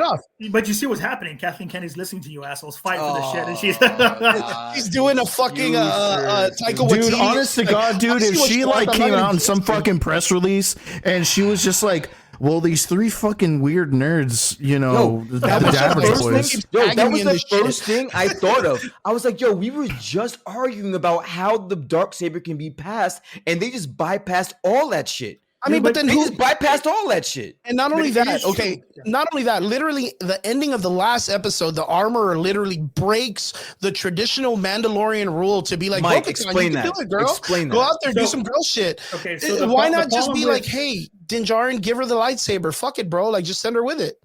Like, why don't we just do that too? Like, What is the armor in the sense of all of this? So the problem with the armor is the same thing that was a problem with the old lore in the expanded universe. Mm-hmm. So the armor and her Death Watch are a cult. They are the church in essence in Mandalore. They follow the teachings of the way of the Mandalore, which is that's why this is the way. They like amen, brother, kind of a deal. Yeah. Mandalorians as a culture are soldiers and they're warriors. They wear the same type of armor. You can take your helmet off. You can do normal things. You don't have to have children. You can adopt foundlings. All that jazz. All that stuff exists. So the only strong covert left that we've seen thus far are two aspects. We have the Night Owls, which are Bo-Katan's people, and we have the Death Watch, which is the Armorer's cult. And we've got 2 seasons solid of the cult. So everybody, for the most part, has this belief that all Mandalores believe the way the Death Watch does, and that's inaccurate. Because for the Night Owls, where they came from was Bo-Katan's family, that the House of Kreese, House of Kreese. Yeah, so Kreese. they were royalty. Their throne was passed down via descendants. The dark saber came to them via inheritance, not through battle. They didn't have to kill their dad or their mom. Yeah, so Bo-Katan already had a right to the dark saber, which is problematic for lore because we see that same shit happen in Rebels and Clone Wars, and it's problematic there already. Settle something for us. Didn't Bo-Katan get gifted the darksaber by her sister? Yes, but via the inheritance rule because she dies shortly after, so it becomes hers. Younger sister. I told you that she inherited it through her older sister. Yeah, the older sister. Yeah, her older sister because she's the one that fell in love with Obi-Wan Kenobi, and that's why there's a belief that there's a child out there that is Obi-Wan hers. Yeah, but in the aspect of it, the lightsaber was still stolen. The dark saber was stolen from Darth Maul, so none of them deserve that. But it's technically not stolen from Darth Maul because Ahsoka Tano beats his ass. Mm-hmm. She beats him, so it becomes up for grabs. And even then, before that, Palpatine beats Darth Maul using it. So that's where this mess on who actually has rights to it. There's a bunch of even Obi-Wan. I was even telling people Obi-Wan because Obi-Wan killed Darth Maul in real life. Yeah, so my stance on where the saber is, it's in flux. It's in a pawn shop. No one has been able to claim this damn thing because everybody that touched it has died. If we've seen anything that the Darksaber has done for anybody that wielded this thing, is they've fallen in battle, lost their thrones, or have lost their heads defending this damn thing. I mean, even Moff Gideon, he was damn near on top of being the next ruler of the Empire, and he lost in battle. If not, technically to Jin, definitely when Luke showed up, wrecked all his shit, and that ended. Yeah. We could also say that Gideon lost to Bo-Katan and to Gina Carano's character, which I can't remember her name right now, after they shot him down when he tried to break free. And there's a lot of convoluted mess on who really has this thing. So I would say at the end of it, nobody owns this thing. And because Bo-Katan saves Armando, she has the highest claim to it. Took us the long way to still try to fucking. All right, I'm done. Should have just, bro. He gave you an answer, dog. No, he took us the long way. I didn't even see it coming though. I didn't even realize that that's what he was doing until he arrived there. Like, still defending the fucking show. There's a reason I went to school for public relations and advertising. I will run you through bullshit until my point is made, and you signed that contract. That's the way. I am usually able to see through that shit. But and you know what? I literally thought when he was like, I have the black blade and I can do whatever I want with it. And then Bo-Katan goes, you can't just give it to me. And he's like, I know. And he walked away. I literally thought he was going to challenge her. And she was going to beat his That would have fucking been ass. dope. That would have been great writing. That would have made fucking sense. And he just comes out and goes, she bought me Taco Bell once and I was really hungry and I collapsed and dropped the saber. And she bought me food and I was dying of hunger. Thank God she was there. Mexican restaurant in the U.S. So, who the fuck cares that Din Djarin fell in the waters if he didn't even if his helmet can help him breathe underwater? Like, I mean, Mike, I'm sorry. You cannot tell me that when that scene happened, when he explained on why she's deserving of the dark saber, you weren't like, are you kidding me? Was that not your response? My response is like, I knew he was going to do it. Like that's because he didn't want the fucking thing. If I knew the easiest way to get rid of a debt, like if someone told me that they'd pick up my credit card debt because they saved my life, I'd be like, hey, yeah, this dude did this. Here's the bill for the master. But you hand that thing over. But he gave it to someone ill-qualified. The fucking chick literally came out 20 minutes before that and was like, yo, he's more of a Mandalorian than all of us. I mean, dude, imagine that shit, Mike. If I'm like, yo, I make websites, but Brian makes it better. But let me make the website for you if Brian's going to do it for free anyways. But there's You're going to be like, why would Brian? Does it fucking better? Yeah, there's a difference between being a great soldier and I am a excellent ruler. No. That's what Bo-Katan is set to be. You're saying soldier. I'm saying cultist leader of a traditional tribe. But there's a difference between a soldier and a cultist leader of a traditional tribe who has the black saber by rule. I honestly, my problem, and I'm all jokes. Like honestly, I'm be honest with you, Mike. I didn't necessarily hate Jack Black or Lizzo in the show. I'm be honest with you. I didn't hate them. I don't understand the backlash for having them in it. And I honestly, because she took a DNA test. I don't know what 100% that 100% that bitch. Yeah. I don't understand. Yes. Okay, I got it. I got it. First of all, Trigger, fuck you for that one, and I love you for that one. Yeah, no, that was good. That was good. I got to give it up. That was good. The Christopher Lloyd cameo, fucking spectacular. That was cool. I loved it. I just think it just started going downhill with the writing, and it went downhill fast to where you don't even prepare me for how downhill this goes, and it goes really quick. And you want me, and again, it's you're asking a lot of the viewers to make sense of this. Yeah, and it's hard. It's hard to digest that in 5 minutes. Now, if you gave me the whole episode where you expanded on that aspect, and don't just shut it and don't just contain it in 10 minutes, you might have a chance with me.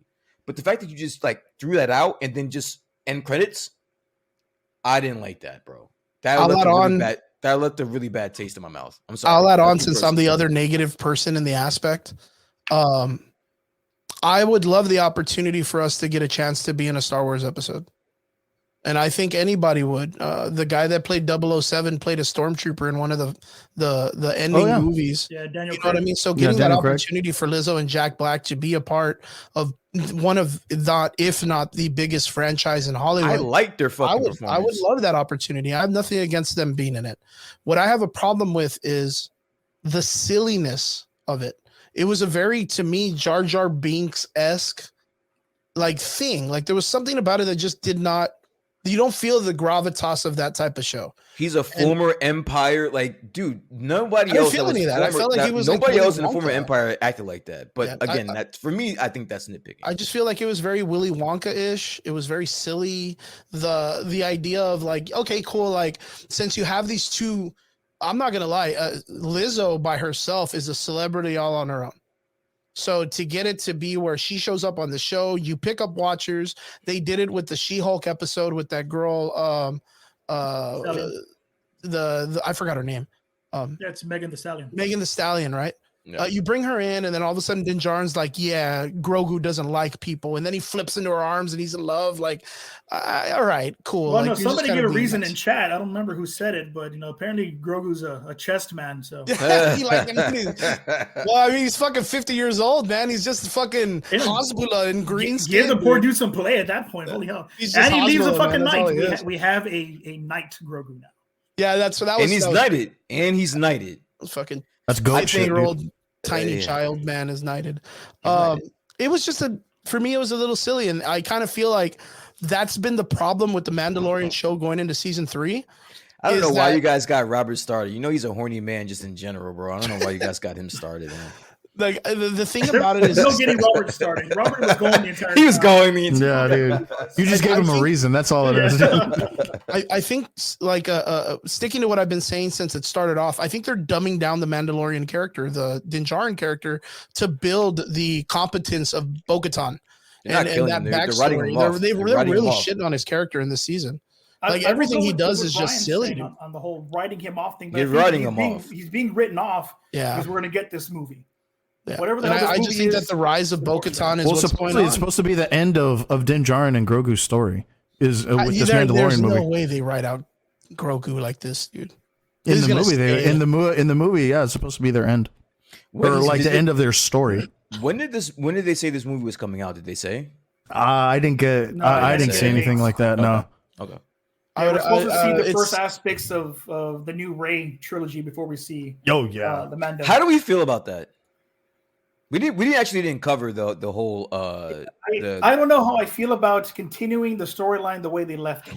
I do like the idea of Daisy Ridley and Rey getting another chance. So I think a lot of great things could happen with that. Give it to Finn, dude. Give it to Finn. Yes, dude. Give it to Finn. They said that the door is open, but they don't know whether or not he'll I don't blame him for not. I would not blame him for not. Up, man.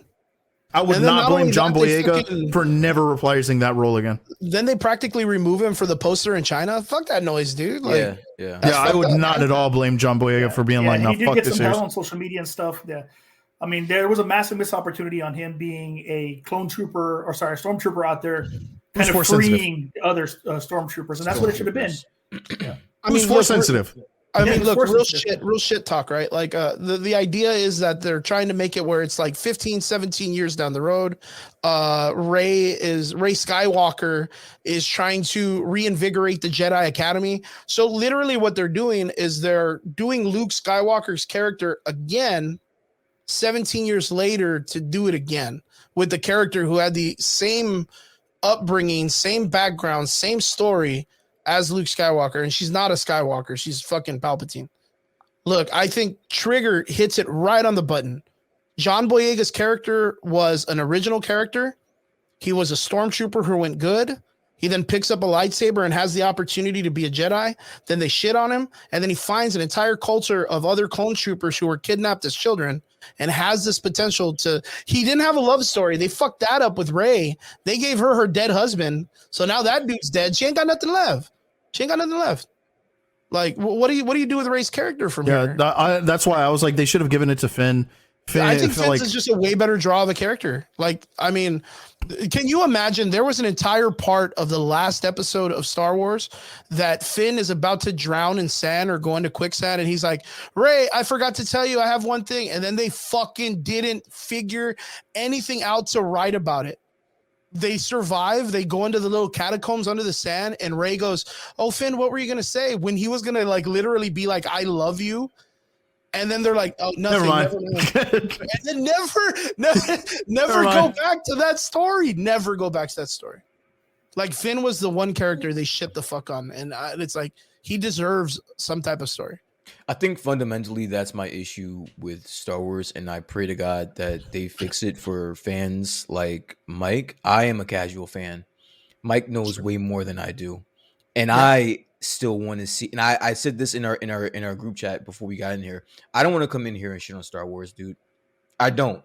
Yeah, you were like, please. It's not even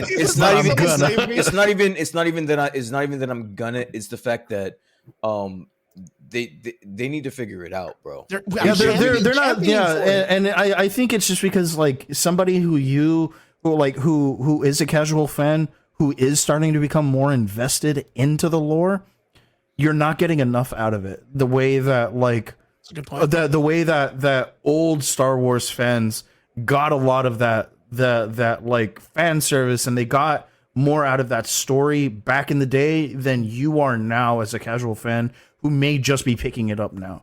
So don't like, get me wrong, it's not about me just picking it up now. I've watched the OG trilogies. I was in the movie theaters watching the prequels. Like, I've been a Star Wars fan for fucking years, but I don't read the novels. I'm not reading the comics. Like, that's where I'm lacking. Is like, you guys have a way more in depth in that regard. But when it comes to the movies and the production of this shit, like, I'm an OG, triple OG, bro. So it's like, when I'm watching this shit, bro, that's what I'm missing. So it's not like I'm speaking from a point where I'm just picking it up. I remember what the fuck it used to be, bro. I remember when they gave a fuck. And that's exactly what I'm talking about. Like, you're not getting that same kind of satisfaction that you used to get back in the day. That's crazy to me, though. That's insane how you have an IP of that magnitude and you just, I don't want to say run it into the ground, but get it to a place where people are just losing faith. Yo, the Star Wars fandom is the most toxic fandom on the fucking planet, bro. Bar none.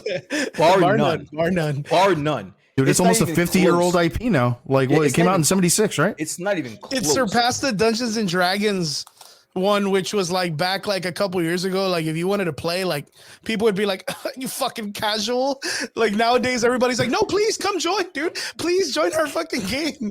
Like, oh, dude, that's so funny, dude. That Star Wars is the one that jumped that ship. You know what I But mean? that's how bad. That's how bad they are messing it up in some fans' eyes. Like, it's crazy, bro.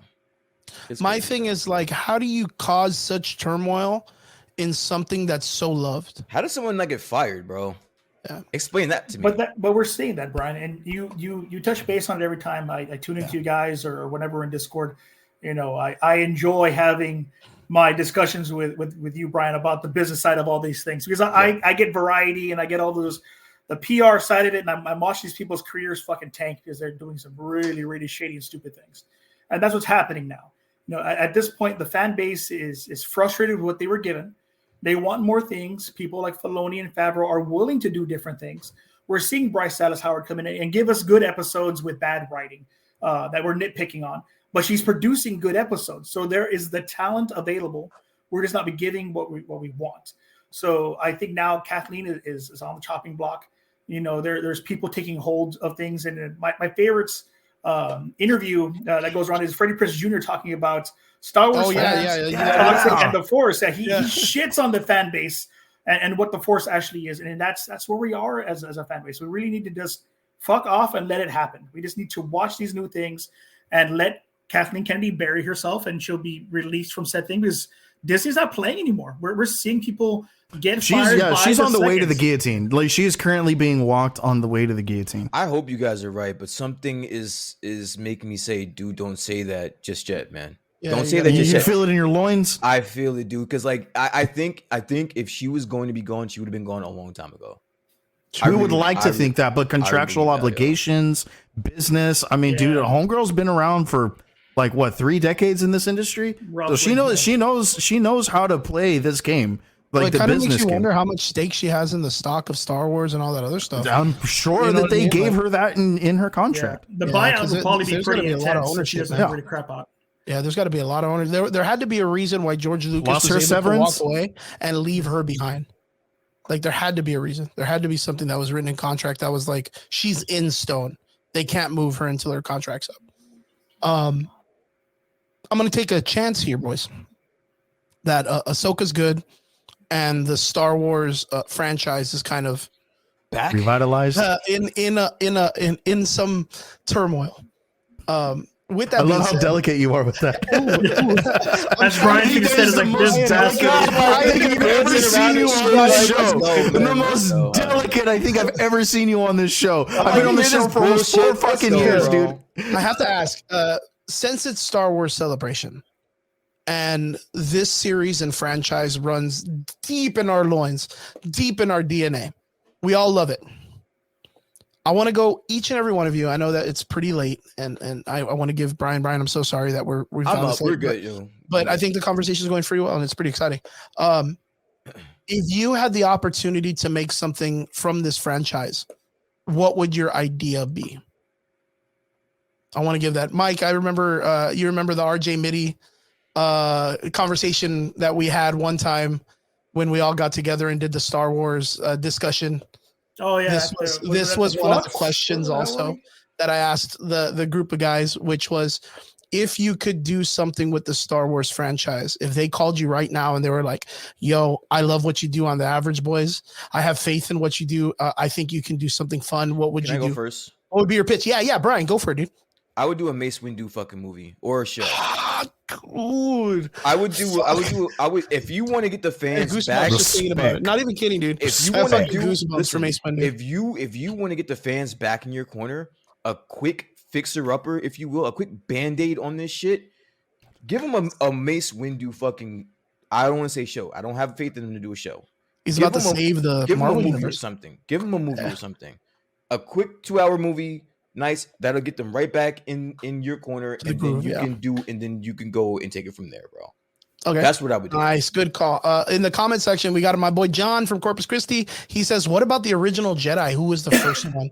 The Sieth, yeah, it was the Jedi and the Sieth, you know, the original factions. But we are getting that. Yeah, we're getting that. That's a show, right? That they're making, right? Yeah. Well, there's a movie that they're going to do with the person who did. It was actually Logan. part of the celebration. They announced it. That was part of the celebration. Is that we're getting the director who made the Logan is first going to be Jedi. making it. If they don't have the fucking backpacks with like the weird vibroblade things, trash, dude. Because I know about that.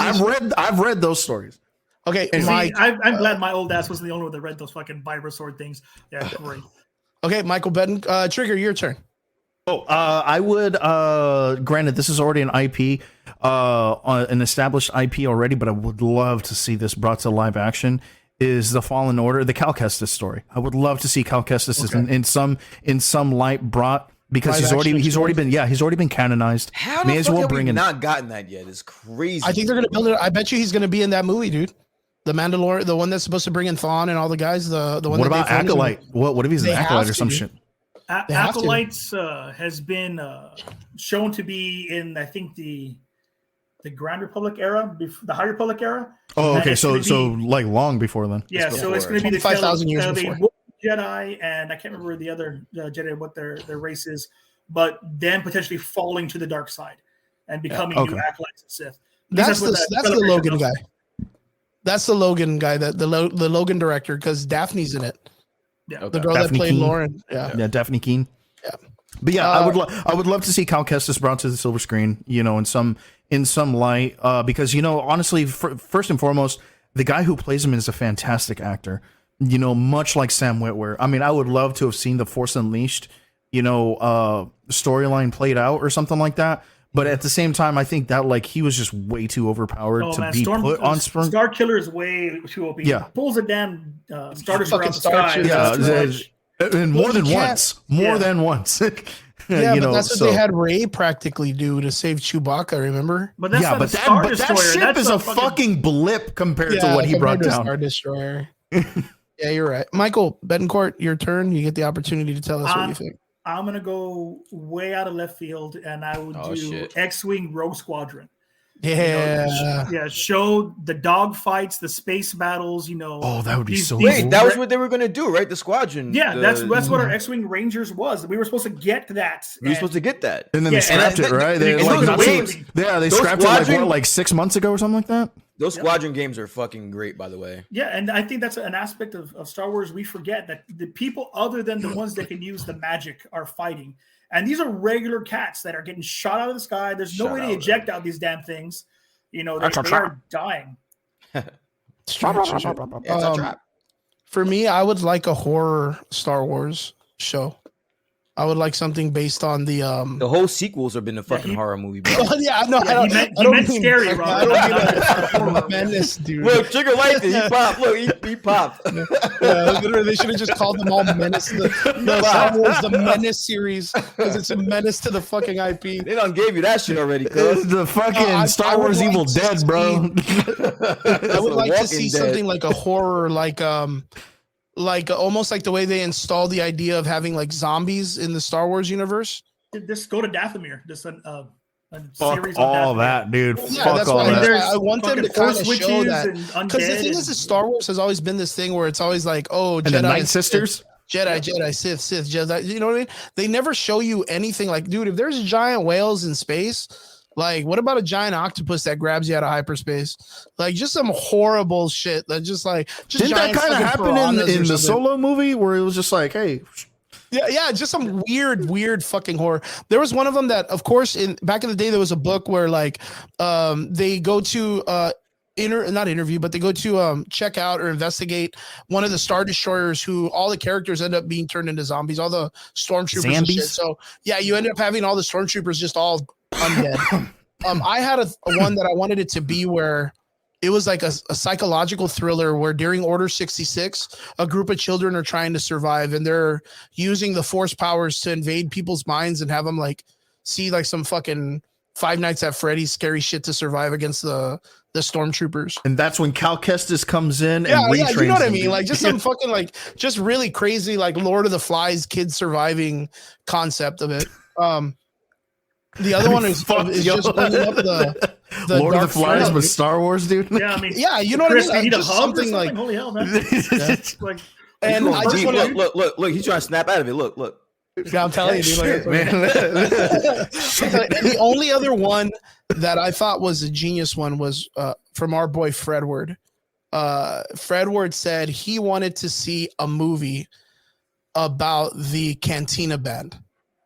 Dude, that's right. Yeah, he wanted to make a film that was based on the Cantina Band, that they were like a garage band, and then they got picked up and they became like almost famous or some shit like that. They made it that. all the way to the top, and then drugs and fame and fortune fucked the band up, and a big failure, divorces, and all this Through stuff. the eyes of a groupie and shit like that. Yeah. There's only two ways I'd be okay with it. It was either almost famous or Spinal Tap. Yeah, just Spinal Tap famous, right, dude? And then all of a sudden, but then it ends with Luke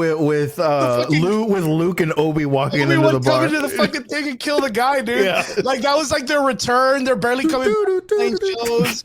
This guy's like, yeah, I lost my wife, but you know, I've remarried and I'm sober of 18 years. And all of a sudden they're like, all this shit happens, and they're like, nobody do move. Fuck. They're just like, yeah, I quit, dude. Fuck this place. Credits. Credits like a whole other movie in the fucking Star Wars. Right? That would be awesome, man.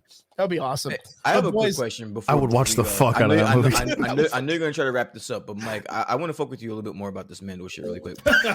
I ain't done. Let's run this shit back, dude. What did you think? What did you think of the fact that we finally find out that Grogu was saved by fucking Jar Jar Binks?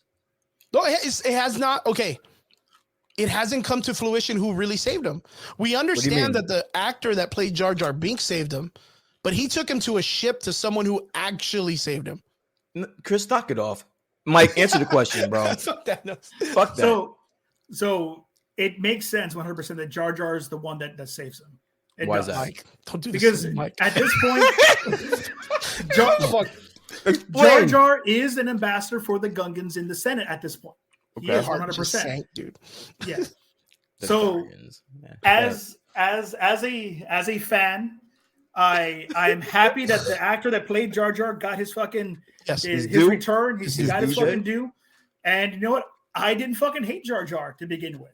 You know, he's a goofy ass character, but there's all different types of characters and races and fucking. I mean, we have those dumbass orc pig guys that can't remember the name for Jabba. I'm cool with this guy. All right. It makes sense that Jar Jar would have saved any child, but the fact that the one that looks like fucking Yoda, I mean, works out for me. And it is a Naboo ship that saves him, so he's obviously going to Naboo. It makes sense. Because that's the only fucking cruiser that's fast enough to get away from those fucking clone trooper ships. There's just nothing else. Yeah. Well, I mean, not only that, you have the actor that plays Jar Jar Binks on fucking set. And he plays two characters in the Star Wars universe. One of them that he masterfully created himself for a television show that came out on like the Disney YouTube channel, where he's just like working with kids and exercise and shit. Like, and then, yeah, just have Jar Jar Binks. And no, Mike, I did not think Jar Jar Binks would be the person saving motherfuckers. I thought it would be Mace fucking Windu. That was the I thought it would be I thought it was the fucking librarian. Jar Jar Binks was not my first fucking choice. It's just not my first. He ain't even on my list. The elevator opened up and he go, "Coming this way, child. I got to do it. The fuck out of here, dude." Look, Jar Jar is everybody on the planet. Everybody on the planet had the same reaction besides Michael Betancourt. Like, you know what? That makes sense, yo. I totally get that. But I'm the asshole that remembered that Jar Jar was an ambassador to the Senate for the Gungan race. I knew this lore already. Everybody had their head tilt. Like, yeah, but do you think this is before or after he was expelled as an ambassador because he fucked all that up? I think that he was there because Padme Amidala's dead already. Oh God. Yeah, she's pretty dead. She's pretty dead. Yeah. That's my call. Yeah, her life subscription was definitely ended, you know. Hear me out, boys. Hear me out. I want to do that. The elevator doors open up. He's wearing a black coat, turns on his lightsaber, and it's red. Jar Jar's a Sith. Fucking internet goes crazy. Fucking Super Bowl. Super Bowl is Star Wars life. You find out Jar Jar Binks is a fucking Sith guy, like everybody theorized. And he's like, "Come with me, child. I will save a Jew," or whatever. Fucking get out of here, dude. I can't, man. I can't. 10 out of 10 would watch, dude. 10 out of 10. fucking. Oh, we didn't even rate. We didn't even rate. Mando episode. Fucking 10 out of 10. Fuck it. He just cracked on it this entire time. So destroyed inside. So destroyed inside. Mike is definitely giving it an 11 out of 10. So we might as well just. And don't even cap. Don't even cap. Because I'm wearing one. You know what would have topped off that episode if Din Djarin would have hiked the fucking dark saber to Bo-Katan like a football and been like, yo, like them do like a whole like Zoolander moment in the Jeep, like lateral passes the day. Yeah, dude, that would have like I would have been like, damn, 10 out of 10, dude. This fucking show's gone completely off the radar, dude. And you know what? I was really hoping they were gonna do that horror thing with when Moff Gideon, when they find the ship. I was kind of hoping that one of the characters. Dude, like some weird Dead Space shit. Yeah, dude, I really was. Honestly, like, honest to God, that's what I thought we were gonna get to. I was like, dude, watch, we're gonna get some fucking Dead Space shit, or like some weird Callisto Protocol thing.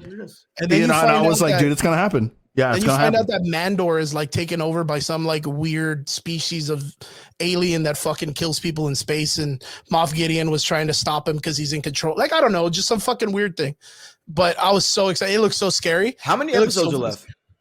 Fucking -7, I hope. How many are left, Mike?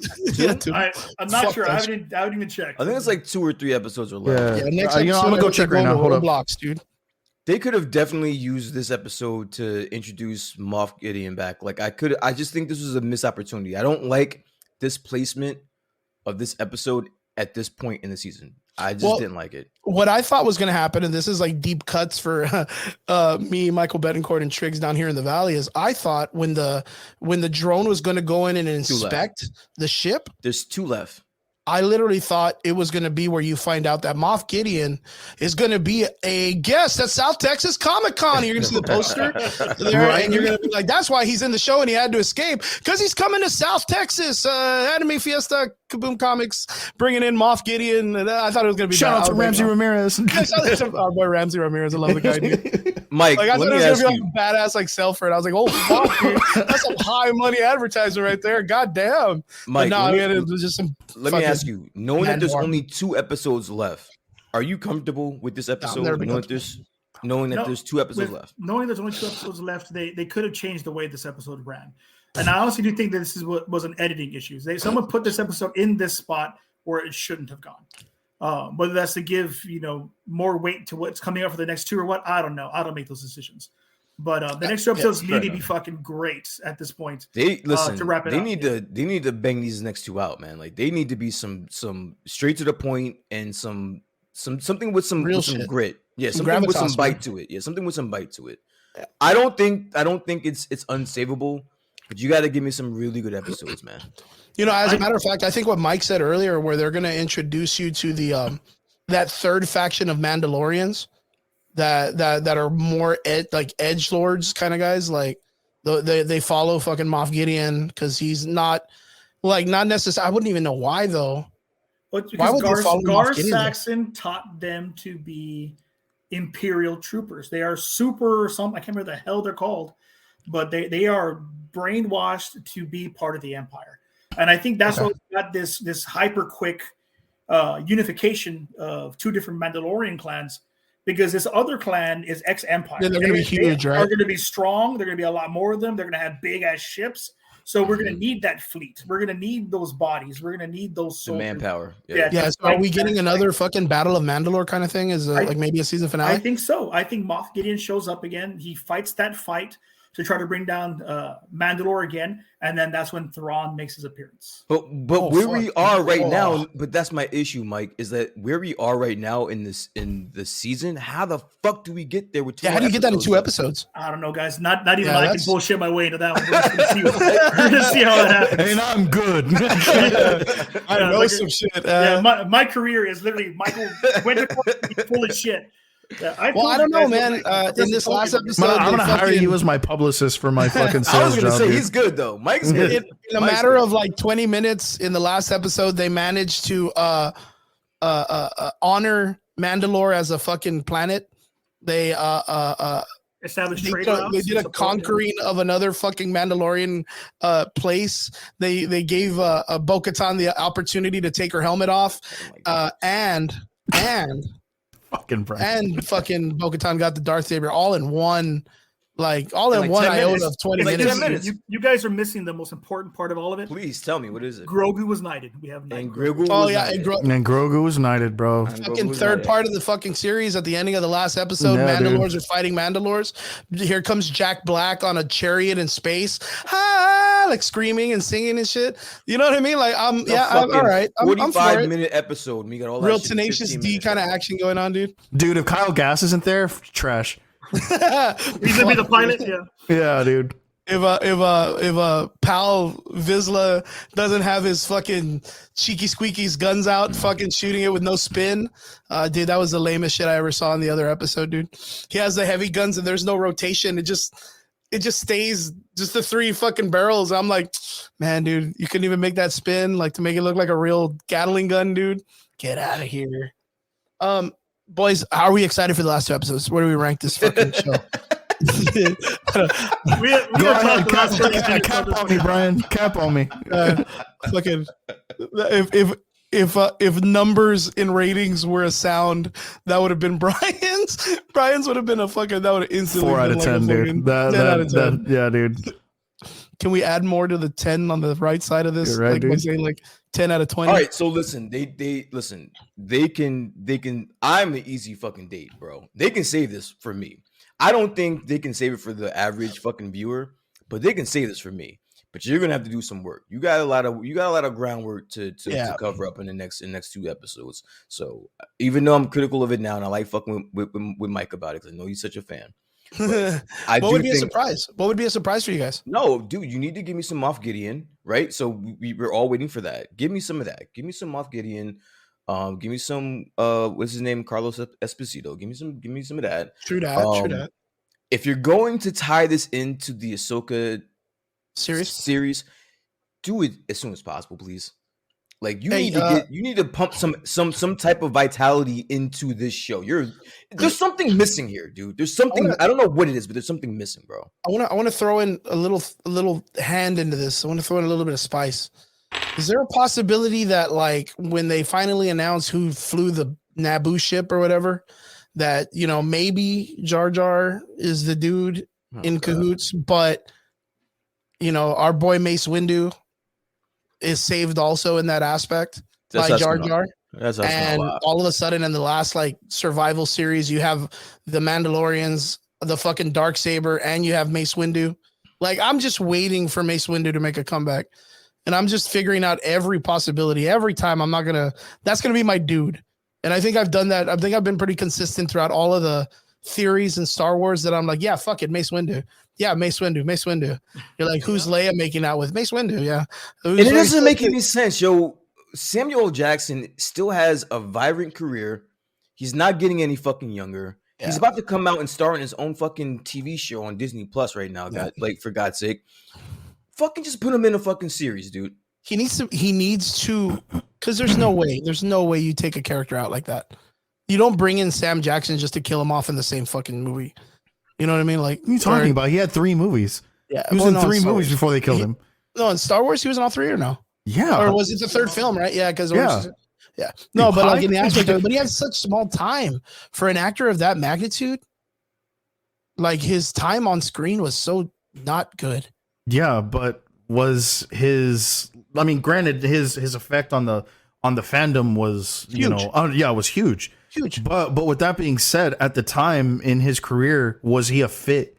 What it was his character and his style of acting, a fit for as much screen time as you're asking for. Think of it this way. It was enough for him to make a comment in an interview that he was like, fuck yeah, I love to be in Star Wars. I love Star Wars. That George Lucas, George Lopez, George Lopez, nah, fuck that dude. Nah, fuck that guy. Star Wars. Whatever, dude. Anything you're about to say literally has no credit now. Yeah, no shit, dude. George Lucas then calls him and he literally comes on set and they just give him a costume. They don't even tell him what he's doing. Like he just thought he was going just to visit the set. It's on an interview. It's so cool. And he's like, yeah, they gave me robes. And I looked at him and I was like, are they Jedi robes? Am I a motherfucking Jedi? And he didn't even know what he was doing. They just brought him in, and then they brought out a crate, Halliburton with all the lightsabers, and then they were like, pick your lightsaber, dude. And he was like, I'm like a kid in a candy store. Like, what do you do from there? Like, what do you do from there? Sam Jackson's always been a huge actor, no matter where he goes. So like, but then why do you bring him on and just fucking nuke his ass? Like in some dumb situation, throw him out of a window that Anakin survived, like falling out of a car. I don't know. There's no canon explanation that if he's dead or not. In reality, Mace Windu survives. I love that, by the way. Yeah, he doesn't bleed out from those wounds. The lightsabers cauterize wounds when he's cut. Yep. You know, he's still force powerful, so he's not going to fall to his death. Lands on a car or something. Yeah, the lightning blast he received from Palpatine was bullshit, really, compared to what he does in the Clone Wars series. I mean, the guy fist fights droids and destroys them. He fucking cut off Jango Fett's head, which is like the #1 like assassin's Jedi killer ever, and he like just like dukes his ass out. Now, what I would like to see is Boba Fett standing up in front of Mace Windu's return and having to decide, do I fight this man because this is the man that killed my father? What's good, bro? Yeah, what's good? And then him say something like, "You're gonna bring the Mandalorian culture together" or some shit. Yeah. There's so much depth for Mace Windu's character right now, more than a lot of the other bullshit they're putting out. Like just more than it. I don't know. I'm a big Mace Windu fan. The Amethyst blade is dude. Get on. Yeah, what does his dick taste like, dude? God. Yeah, dude. I don't even care, man. I'm about it. I guess. I don't even care about it. Boys. Other than that, what else we got, man? Anything else you guys want to cover before we call it a day or what? Hey, does anybody see the Mario movie? My wife did. She liked it. No, I haven't seen it, but I've heard nothing but great motherfucking things. Yeah. So I'm excited. Honestly, dude, I'll watch anything with Anya Taylor-Joy in it. So okay. I'm a huge dick rider. Apparently, have you guys seen the reviews from the critics though? Like the critiques of a fucking Super Mario Brothers movie. Yeah, they're bad. Dude. They're really mean. They're destroying it. What's up? Yeah, but it's the same problem we had with the D&D movie. People are talking about this fucking movie. They've never played this game. They've never touched the franchise. Sure. They don't know what the hell they're looking at. True. I watched. They're thinking that they're going to fucking see a Martin Scorsese movie, and you know. I got so pissed off. I watched Grace Randolph because I watch her for all my reviews, and she reviewed the Super Mario Brothers movie. And at some point, she said, "Oh, and I don't understand why he turned into a cat." That's when I turned it off, bro. She was like, "I don't understand why he turned into a cat. Like, what's the reference of the cat?" I was like, "All right, now I understand. I can't take your word of anything that has to do with Super Mario Brothers." Yeah, because she doesn't understand the fucking. Yeah, she doesn't understand how the fucking skins. Like, could you imagine the clip had come out of him in the frog suit? She would have lost her shit. She would have lost her shit. Yeah. I don't know why he keeps hitting blocks with his heads and getting coins from. I don't get it. I'm like, so then what's the point of you watching this movie if you know nothing about the source? The source, like you know nothing, bro. I don't understand it. Yeah. So from what we've heard is that the critics are pretty bad, but the audience scores is like by far probably like in the 90s. You know what I mean? So, and everybody I've talked to is like, dude, the movie's just fun, fantastic, it's great.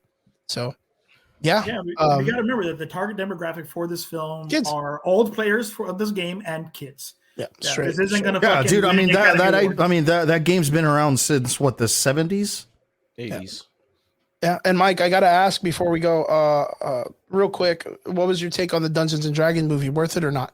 It's worth it. It does a really great job giving honor to the source material and making sure that even though you may not know what the hell that source material is, you can grasp the film and enjoy it. It works out well with like guys like me that know spell slots and abilities to change and what a paladin can do. And I got all that, but at the same time, for someone that has no idea what the hell that is, like my sister, for example, went and saw it. She said, "Oh, I loved the chubby dragon. I loved these things. And it was so great. Can you explain that to me?" It's like, "Oh, well, Thunderchild is an actual dragon from D&D lore, and this is what it is, and that's why it's a fat dragon." And I explained all these things. Nice, dude. Nice. Good. Hey, well, guys, I want to say, man, we really carried this episode on as usual to our normal fucking times, right? But yeah, dude, we're at 3.5 hours, bro. But fun fucking episode nonetheless. Michael Betancourt, it's always a pleasure having you on, and I love being able to discuss, especially Star Wars with you. Anything going on right now, Mike? Is there anything in particular? We're just trying to reestablish Storytellers and Legends to get that up again and rolling. After the bomb threat and everything that derailed the show, we had to postpone and work with authorities and the FBI to kind of investigate everything that's going on. So right now we are pushed to September 2023 to relaunch the show. So it's been a few months of working on that. Very cool, man. Very, very Mike, cool. anything that we could do to help when it comes time, let us know. We're always here to make sure we spread the word, and we love. We'll tell some stories. Yeah, man, we'll tell some stories. Because Brian's gonna show me this to fucking give me shit for Star Wars the entire time. Yeah, just the whole episode just. I'll give you a break. Trust me, the way that their trajectory, there's gonna be plenty of opportunity to do that, bro. Don't worry about it. We'll circle back. We'll circle back on that. Don't worry about it, man. I ain't capping. Gentlemen, I want to say thank you very much for sticking through this 3 hours through. That's super fantastic. You know, I love you guys when you guys do this kind of stuff. We always try to make sure we're ending by 11 now, but this time conversation was really fun and it had a lot of flow, and I wanted to make sure we got it. We also kind of knew that this was going to happen. To be completely fair, they were like in our private chat, we were like, this is probably gonna go. Yeah, go. Yeah, it's because we never get Mike. We don't get you as much on the show, Mike, and it's always a pleasure. As soon as you were like, "Yo, let me get Mike," I was like, "Please get Mike in here." Yeah, yes, dude. I'm gonna destroy this motherfucker. And I fucking knew it was gonna happen. I was like looking at the Discord. I was like, "Man, should I talk about this shit now?" Or am I gonna As a matter of fact, I wanted to put that out there real quick, guys. In the comment section, if you guys look up, I dropped the Discord channel. If you have Discord and it's something you like to mess with, we are there all week long, dropping memes, talking about trailers, talking nerd shit all week long, or just talking about just things that are going on in our everyday life. Sometimes we even do watch parties. So there's also that. We did WrestleMania last week, which was pretty fantastic. I hadn't seen a WrestleMania in a really long time. And right now we're in the possibility of hopefully doing watch parties like through Netflix and, you know, all the other crazy shit that I'm trying to do. So I hope you guys are able to join in our Discord if you guys have the opportunity. It's a real fun place. And you're always getting texts about some crazy shit. So I want to say thank you to all of our extraordinary listeners for coming in and joining us on this excellent, awesome, special 3-hour episode. We appreciate every one of you. We hope you have a safe weekend. You guys be safe and party hard. We'll see you guys next week here on The Average Boys, Friday night, every day, every Friday, live, all that good stuff. You guys have a good time. Laters.